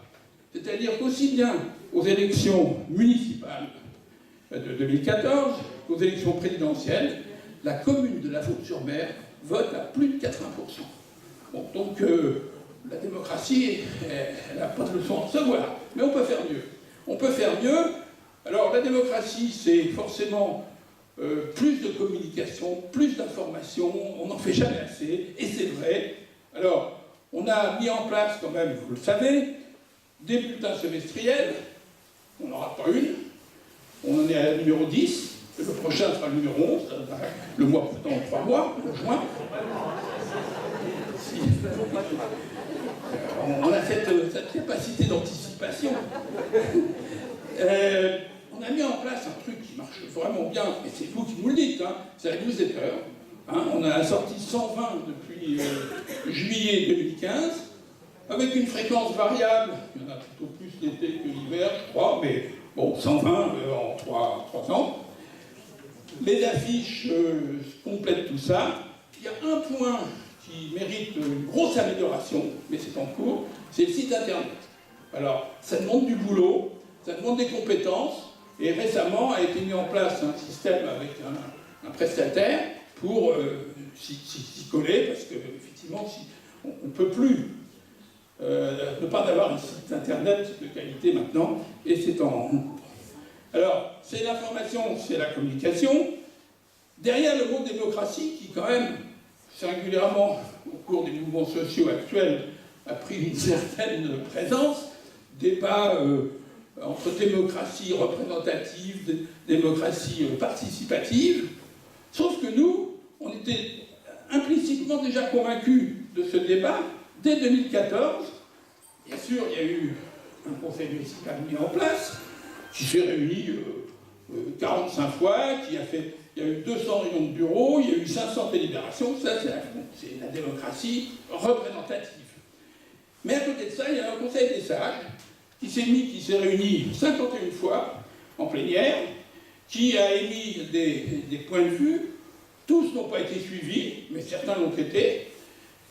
Ce qui a, c'est pas négligeable, une relation avec le conseil de développement de la communauté de communes. Il y a le même type d'instance participative, et 2 des membres du conseil des sages de la faute sont dans le conseil de développement de la communauté de communes. Et à l'évidence, ce lien va croître, et c'est heureux qu'il puisse croître, parce qu'effectivement, le gigantisme dont tu parlais tout à l'heure à propos des 44 communes nécessite qu'on se donne les moyens d'améliorer les choses. Toujours dans les outils mis en place, il y a le réseau de voisinage, qui, mine de rien, fait son chemin à la faute, tourne. Alors, je ne reviens pas sur sa description, le fait qu'il y a 9 zones, dans chaque zone, 3 à 6 personnes qui connaissent assez bien le voisinage, le réseau de voisinage, et qui, sans aucune contrainte, veillent à ce que personne ne reste complètement isolé. Quand je dis que ça fait son chemin à la faute, ça fait aussi son chemin en dehors de la faute. Et d'autres communes nous ont demandé comment on s'était pris et font à peu près la même chose. Et puis la démocratie participative, c'est aussi une vie associative qui, elle, à la faute, est absolument remarquable. 43 associations. Hein. En général, on se débrouille pour participer aux AG, pour marquer la présence de la commune. Il faut bien le lien entre démocratie représentative et participative. 43 associations, un chiffre. La Maison du Port a été occupée pendant 150 réunions en 2018. Ce qui prouve que, d'abord, la qualité et elle est séduisante, cette salle de réunion, 150 fois. Voilà. Et la question qui se pose maintenant, mais c'est plus une question de bilan, c'est qu'est-ce qu'on fait maintenant? Et ça, c'est pas un bilan. Merci pour la démocratie des instances de citoyenneté. Un mot pour finir cette longue série, mais il y a beaucoup de choses qui ont été réalisées. C'est la question des animations. C'est Bernard qui vous l'aurait présenté, je le fais à sa place. Je voudrais d'abord, parlant des animations, commencer par celle du début de l'année, parce qu'elle est importante, Béat, tu en organises une grande partie. C'est le repas des aînés, qui d'année en année a progressé grâce à vous, alors grâce aux participants, mais grâce également à celles et ceux qui, bénévoles, nous accompagnent, parce qu'il faut que vous sachiez que cette journée, qui est une journée appréciée, très appréciée, elle est organisée par des bénévoles et par le CCS sans aucun professionnel. Et c'est objectivement, c'est un moment de grande convivialité. Ça chante, ça danse, ça mange, ça rigole. Donc c'est important, je voulais le rappeler. Alors les animations, vous avez à l'entrée de la salle le programme des animations dont Bernard a assuré la programmation. Alors je pense qu'il n'est peut-être pas utile que je le défile. Je voudrais que vous sachiez qu'il a mis toute sa patte pour cette dernière année de programmation de notre mandat. Il faut que vous sachiez que Bernard a pris la main en 2015 sur les animations, et c'est à partir de l'été 2015, donc 2015, 2016, 2017, avec des animations dont l'objectif pour lui était l'idée de la variété, de la diversité de la programmation pour que tout le monde y trouve son compte. Ceux qui aiment la variété, ceux qui aiment danser, ceux qui aiment la chanson, ceux qui aiment le cirque, ceux qui aiment les arts de la rue, ceux qui aiment le théâtre, ceux qui aiment la musique classique, ceux qui aiment le jazz. Et il a réussi ça. Et l'élan s'est poursuivi notamment en 2018 et cette année en 2019, parce que ça a pris la forme d'un festival, le festival de la Presqu'île, soirée de la Presqu'île, avec d'ailleurs des financements que nous avons obtenus. Donc vous avez une particulière programmation cette année qui est remarquable et qu'on vous invite à accompagner.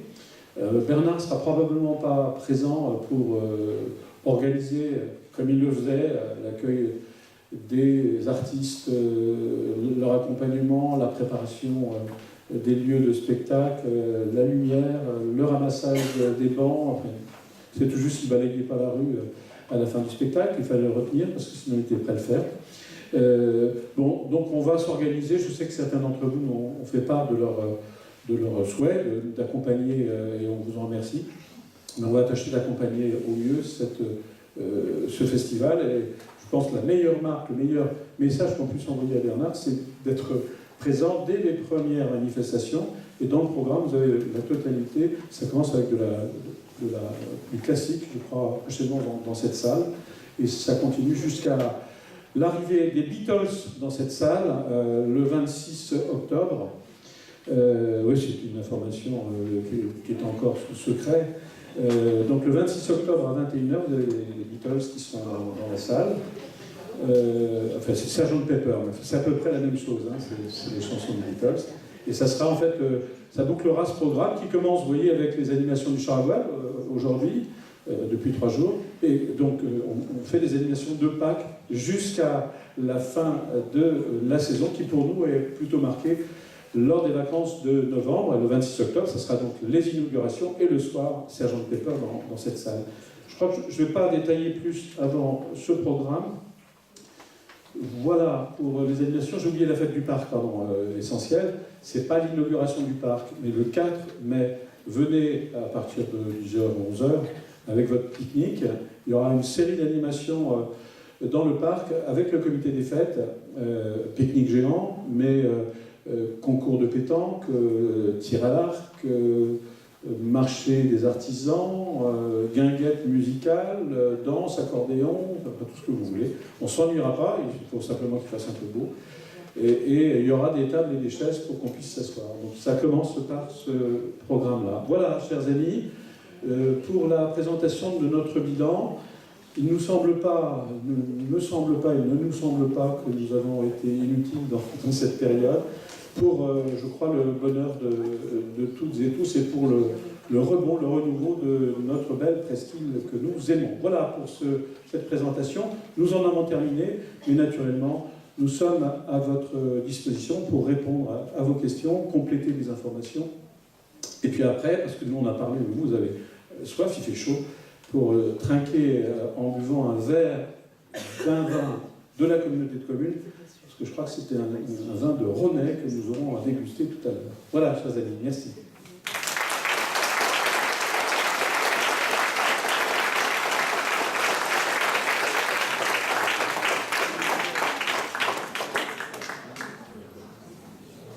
Ça finit par exploser dans le...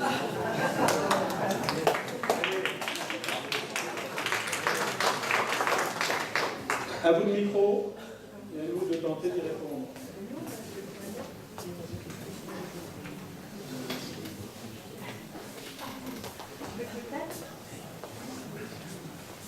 Mettre un peu de lumière, peut-être.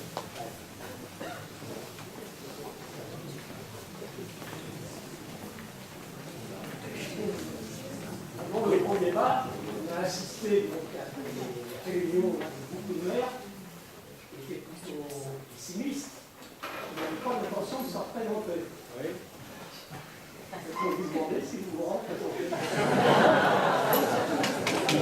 Alors, je me disais, la question ne va pas être posée. Écoutez, je vais vous décevoir.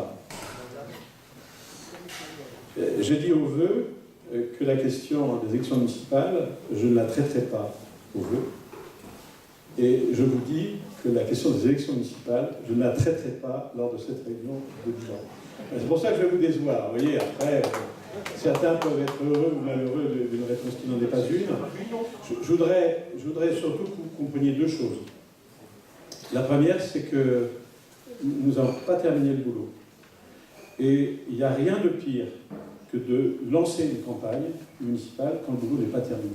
C'est d'autant plus vrai que Bernard n'est pas avec nous depuis 2 mois et que de ce fait, on doit... Vous imaginez pas le boulot que faisait Bernard à la mairie, tous les matins, tous les soirs. Et de ce fait, on doit suppléer à une difficulté majeure dans notre organisation pour faire face à son absence. Je vais le dire autrement, nous n'avons pas, en bureau municipal, on a un bureau, Jean-François nous a dit le nom, nous n'avons pas abordé la question des élections municipales en bureau municipal. Donc ce n'est pas pour l'aborder maintenant. Le deuxième élément de la réponse, c'est que vous me posez une question comme maire. Je n'oublie pas que tout le travail qui a été fait, je parlais de Bernard à l'instant, mais je pourrais parler de Laurent, de Jean-François, de Béa, y compris des élus de l'opposition, de Jean-Pierre. Il y a un travail collectif, et ce travail collectif suppose une respiration collective. Alors je pense que nous sommes aujourd'hui très dédiés à la préparation de la saison, à l'organisation de la saison, qui nous prend pas mal de temps. Puis à un moment, c'est à la Faute-sur-Mer, il y a le moment où on est entre nous, je veux dire l'entre-nous c'est un peu l'hiver, puis à un moment on commence à accueillir des vacanciers, des résidents qui ne sont pas forcément électeurs ici. Donc, on s'occupe plutôt de leur accueil. Je pense que la question des élections municipales sera une très bonne question dès le mois de septembre, et nous ne manquons pas de répondre à ces questions. Alors, en même temps, une fois que j'ai malheureusement pas répondu directement à votre question, je vous dis, il y a un travail de citoyen, Jean-François l'a dit, c'est qu'il faut s'inscrire sur les listes électorales et ne pas hésiter à devenir encore plus citoyen, pourquoi pas en étant candidat. Je veux dire, la démocratie est ainsi faite. Voilà, je suis désolé de ne pas pouvoir en dire plus parce qu'on n'a pas fait le travail au-delà. Voilà, merci. La moitié d'une réponse. La moitié. Oui. Donc, afin de préserver les services, j'ai la voix qui porte le mot. Afin de préserver les services, je pense à la poste, à l'avenir de la poste, la maison de santé et la ressource en médecins pour les 2 communes. Est-ce qu'il est toujours à l'ordre du jour ou est-ce qu'il est envisagé un rapprochement plus en avant avec la commune voisine de l'Aiguillon-sur-Mer? Je sais que la question est un peu provocatrice, mais je pense qu'elle doit tourner et qu'elle serait intéressante à étudier dans la préservation justement des services pour nos petites communes. Alors, au-delà de la question des services qui est posée, la question du rapprochement avec l'Aiguillon a en tant que tel tout son sens et son intérêt. C'est une question dont on a, nous, parlé, sur laquelle on a travaillé. Je pense qu'entre Laurent et Jean-François était un lien important, dont on a parlé en début de mandat. Moi, j'ai déjeuné avec Maurice Vincent en 2015, fin 2014, en lui disant « Qu'est-ce que tu penses des communes nouvelles ? Est-ce qu'il n'est pas venu le temps d'imaginer cette question ?» J'ai également abordé cette question avec Jeanne Cardinot, maire de Gru, qui dans un premier temps était réticente, qui commençait à réfléchir. La difficulté elle est double, que moi j'ai constatée, c'est pour ça qu'on n'a pas été plus loin, mais c'est une vraie question pour le mandat de demain, ça répond en même temps à la question suivante. La question elle est double. Pour se marier, il faut avoir été chez le coiffeur, avoir changé de robe et être en état de passer sur les photos. La Faute-sur-Mer en 2014 n'était pas mariable. Enfin, je le dis parce que la situation financière, la situation des contentieux, on n'attirait personne. Il fallait vraiment draguer lourd pour accrocher quelque chose. Voilà. Donc, pardon d'être un peu direct. Donc cette question, la commune nouvelle, elle a du sens quand les communes sont remises à niveau. Je pense qu'en fin de mandat, on a aujourd'hui des communes qui sont en niveau. Deuxième question, elle était de compréhension. Moi, j'ai souvent des élus qui me disent « Ah, c'est super bien les communes nouvelles », mais ils n'ont pas pensé que lorsqu'on se met en commune nouvelle, lorsqu'il y a une élection, c'est pas l'élection dans l'ancienne commune, c'est l'élection dans la commune nouvelle. Et ils se disent « Ah ben c'est bien, mais il faut qu'on reste chacun chez nous ». Donc, vous voyez, il faut un peu de temps pour passer d'une idée généreuse d'une commune nouvelle à une commune nouvelle. Alors par contre, ce qu'on a fait, donc on n'a pas travaillé sur la commune nouvelle, mais notamment avec le travail de Jean-François, le travail du CIVAB, présenté par Laurent sur la STEP, présenté par Jean-François sur la maison de santé, les subventions qu'on a votées hier au conseil municipal, 80% des subventions sont calées entre l'Aiguillon et la Faute. Nous avons la même vie associative. Donc on commence, oui, sérieusement, à enrichir notre relation, qui a été, je crois, moins conflictuelle que par le passé. Mais c'est un enjeu. Alors, en même temps, je vais vous le dire, par rapport aux élections municipales, c'est très compliqué. Parce que de se présenter, une liste qui va dire on se présente, nous, à la Faute-sur-Mer, pour faire une commune nouvelle avec l'Aiguillon, ben, ça ne passera pas, parce que les gens sont encore très attachés à leur statut de commune. Donc c'est vraiment, pour moi, un travail qui s'ouvrira à partir de 2020. Et pas seulement pour défendre les services publics, mais aussi pour imaginer que notre territoire de vie, c'est l'Aiguillon-la Faute. Et on passe le pont pour aller au marché le vendredi ou le mardi, et ils passent le pont pour venir nous voir le dimanche ou venir à la plage. Et ils sont animateurs, usagers de nos services comme nous sommes usagers des leurs. C'est vrai que, à l'évidence, ce territoire a une unité d'action qui un jour se rassemblera dans une seule commune. Mais là encore, il faut laisser du temps au temps. Poser des questions.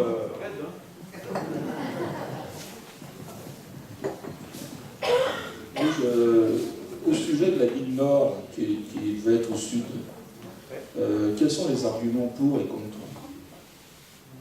Alors, l'argument, je prends Oui, l'argument de l'État que nous n'acceptons pas, c'est de dire qu'il faut absolument une ligne nord qui permet d'écarter le Havre en considérant que le Havre n'est pas une zone habitée.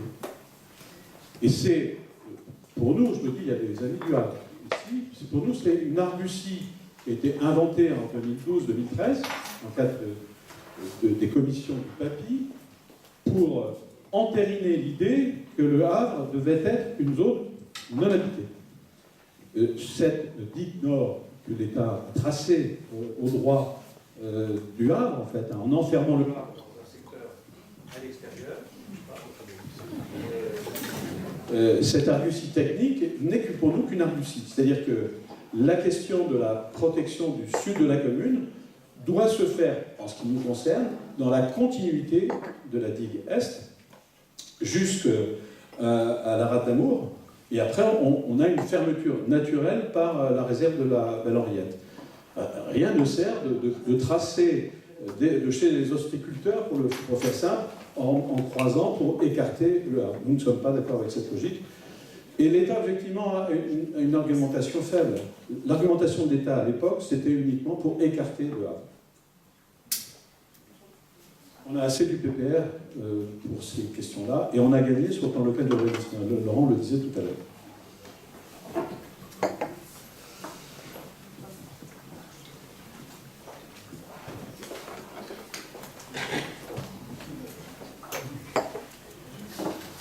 Monsieur le maire, il y a une chose que tous les élus de la commune ne peuvent pas savoir, c'est le parking de la rue des Écureuils. Alors, il serait bien que vous rendiez.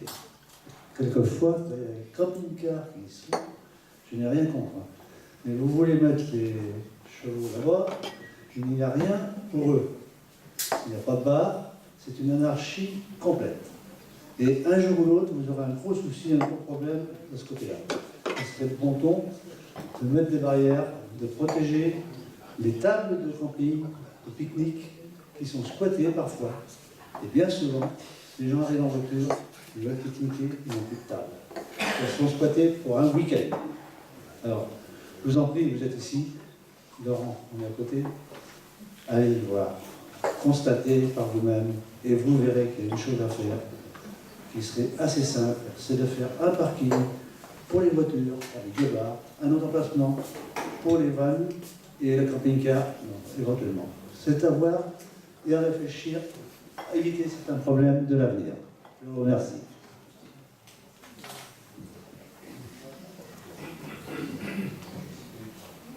Et merci, vous avez raison, il y a sur ce parking, y compris parfois d'autres dérives, mais on a un policier municipal, on est très présent, mais on a un peu de mal à faire la totalité. Vous avez raison, il y a une confusion d'usage, et l'usage équestre devrait trouver une part de résolution lorsque le centre équestre sera réalisé.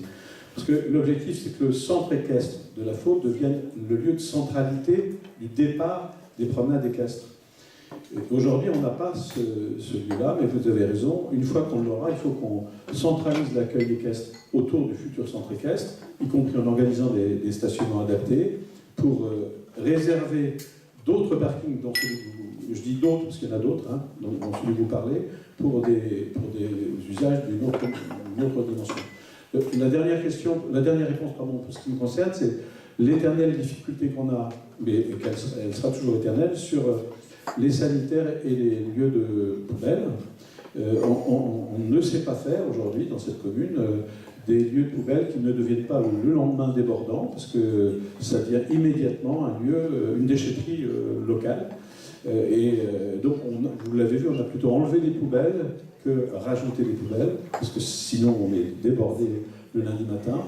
De la même manière, les sanitaires, c'est excessivement compliqué à organiser. Mais bon, on va porter une attention particulière sur ce point. Laurent, tu veux ajouter quelque chose? Tu connais bien sûr. Oui, je n'avais pas été aveugle sur ce sujet-là, effectivement, et bon, on va le traiter, mais c'est compliqué aussi. Je rappelle qu'on a affaire à des gens qui ont des camping-cars, qui respectent aussi le droit de circulation, et le code de la route, et que le code de la route, il est valable pour tout le monde. Donc c'est compliqué, on en parlait ce matin encore, mais c'est très compliqué d'être sectaire, en fait, sur ce sujet-là. Mais de toute façon, on le fera. Pardon? Oui, je sais bien. Je te dis qu'on ne peut pas faire non plus tout ce qu'on veut.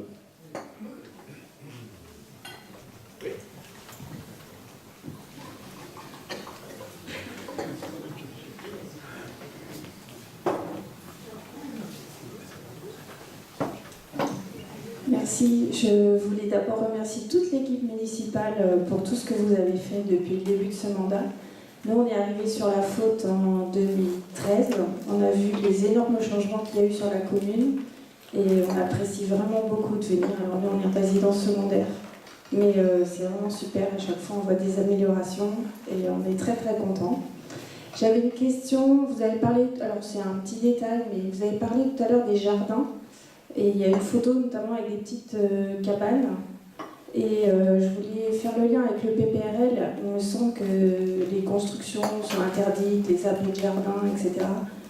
Comment c'est compatible, ces petits abris de jardin, avec l'interdiction chez les particuliers notamment de ces abris de jardin? Merci.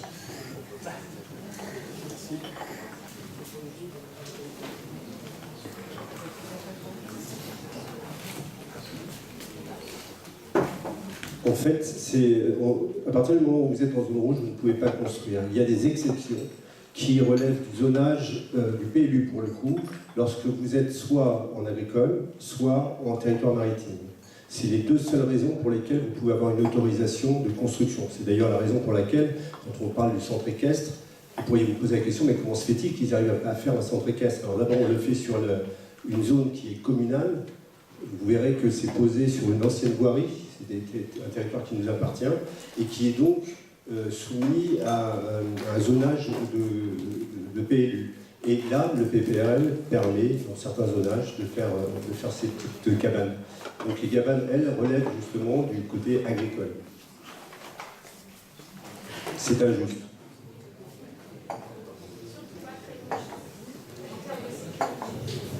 C'est ce que je disais tout à l'heure, c'est-à-dire qu'il faut espérer que dans le temps, ça ne sera pas tout de suite, mais il faut espérer que dans le temps, tout ce qui relève des plans de prévention des risques garde évidemment dans l'âme, dans l'esprit du contrat, l'idée de sécurité des personnes et des biens, mais qu'à un moment donné, on puisse envisager de commencer à corriger et de redonner de temps en temps du bon sens quand on voit quelques paradoxes comme celui que vous citez.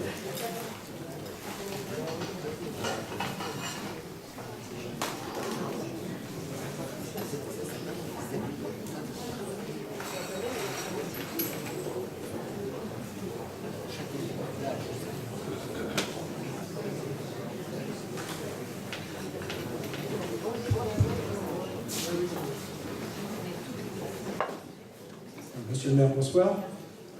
Je rejoins tout à fait les propos de madame sur le dynamisme que vous avez donné à la faute depuis le début de votre mandat. Il y a une chose qui m'inquiète un petit peu, c'est tous ces problèmes juridiques que vous traînez, enfin, que la commune de la Faute traîne. Et si la sortie n'est pas favorable pour vous, enfin, pour la Faute, que devient la Faute ?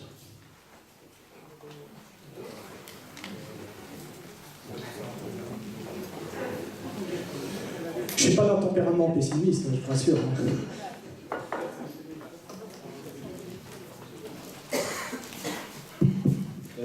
Alors, on va faire en une minute, parce que ça mériterait un développement juridique long.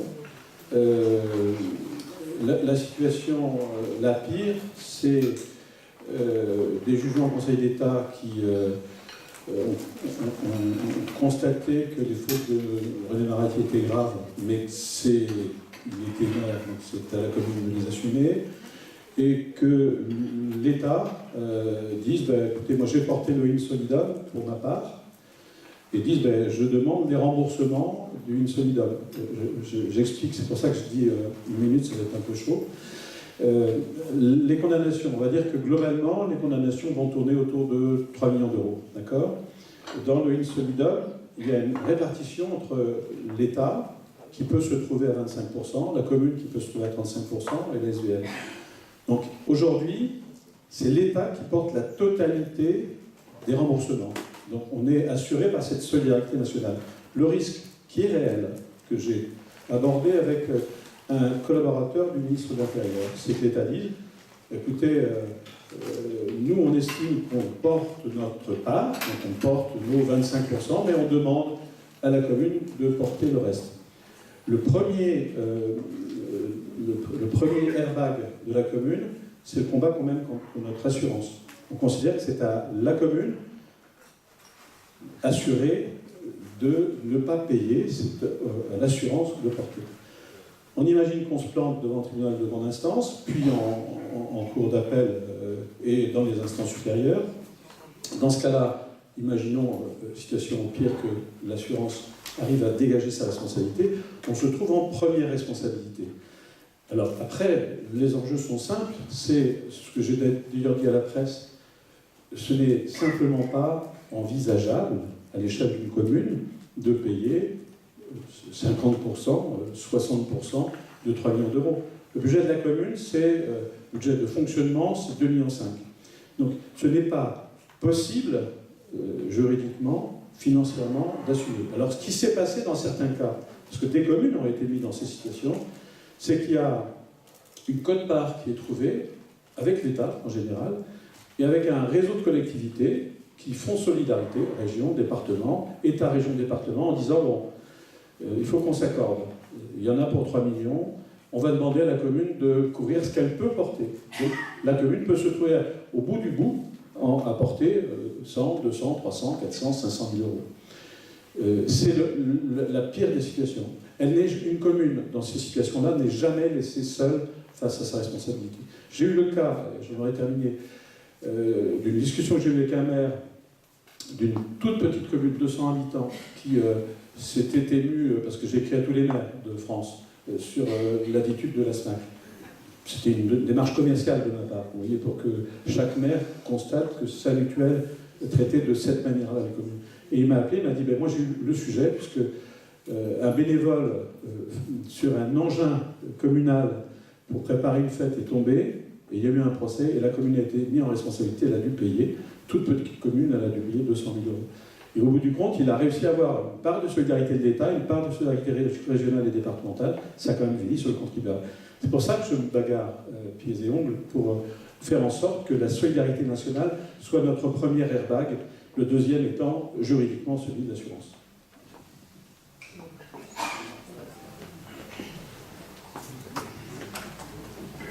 Mais je suis par nature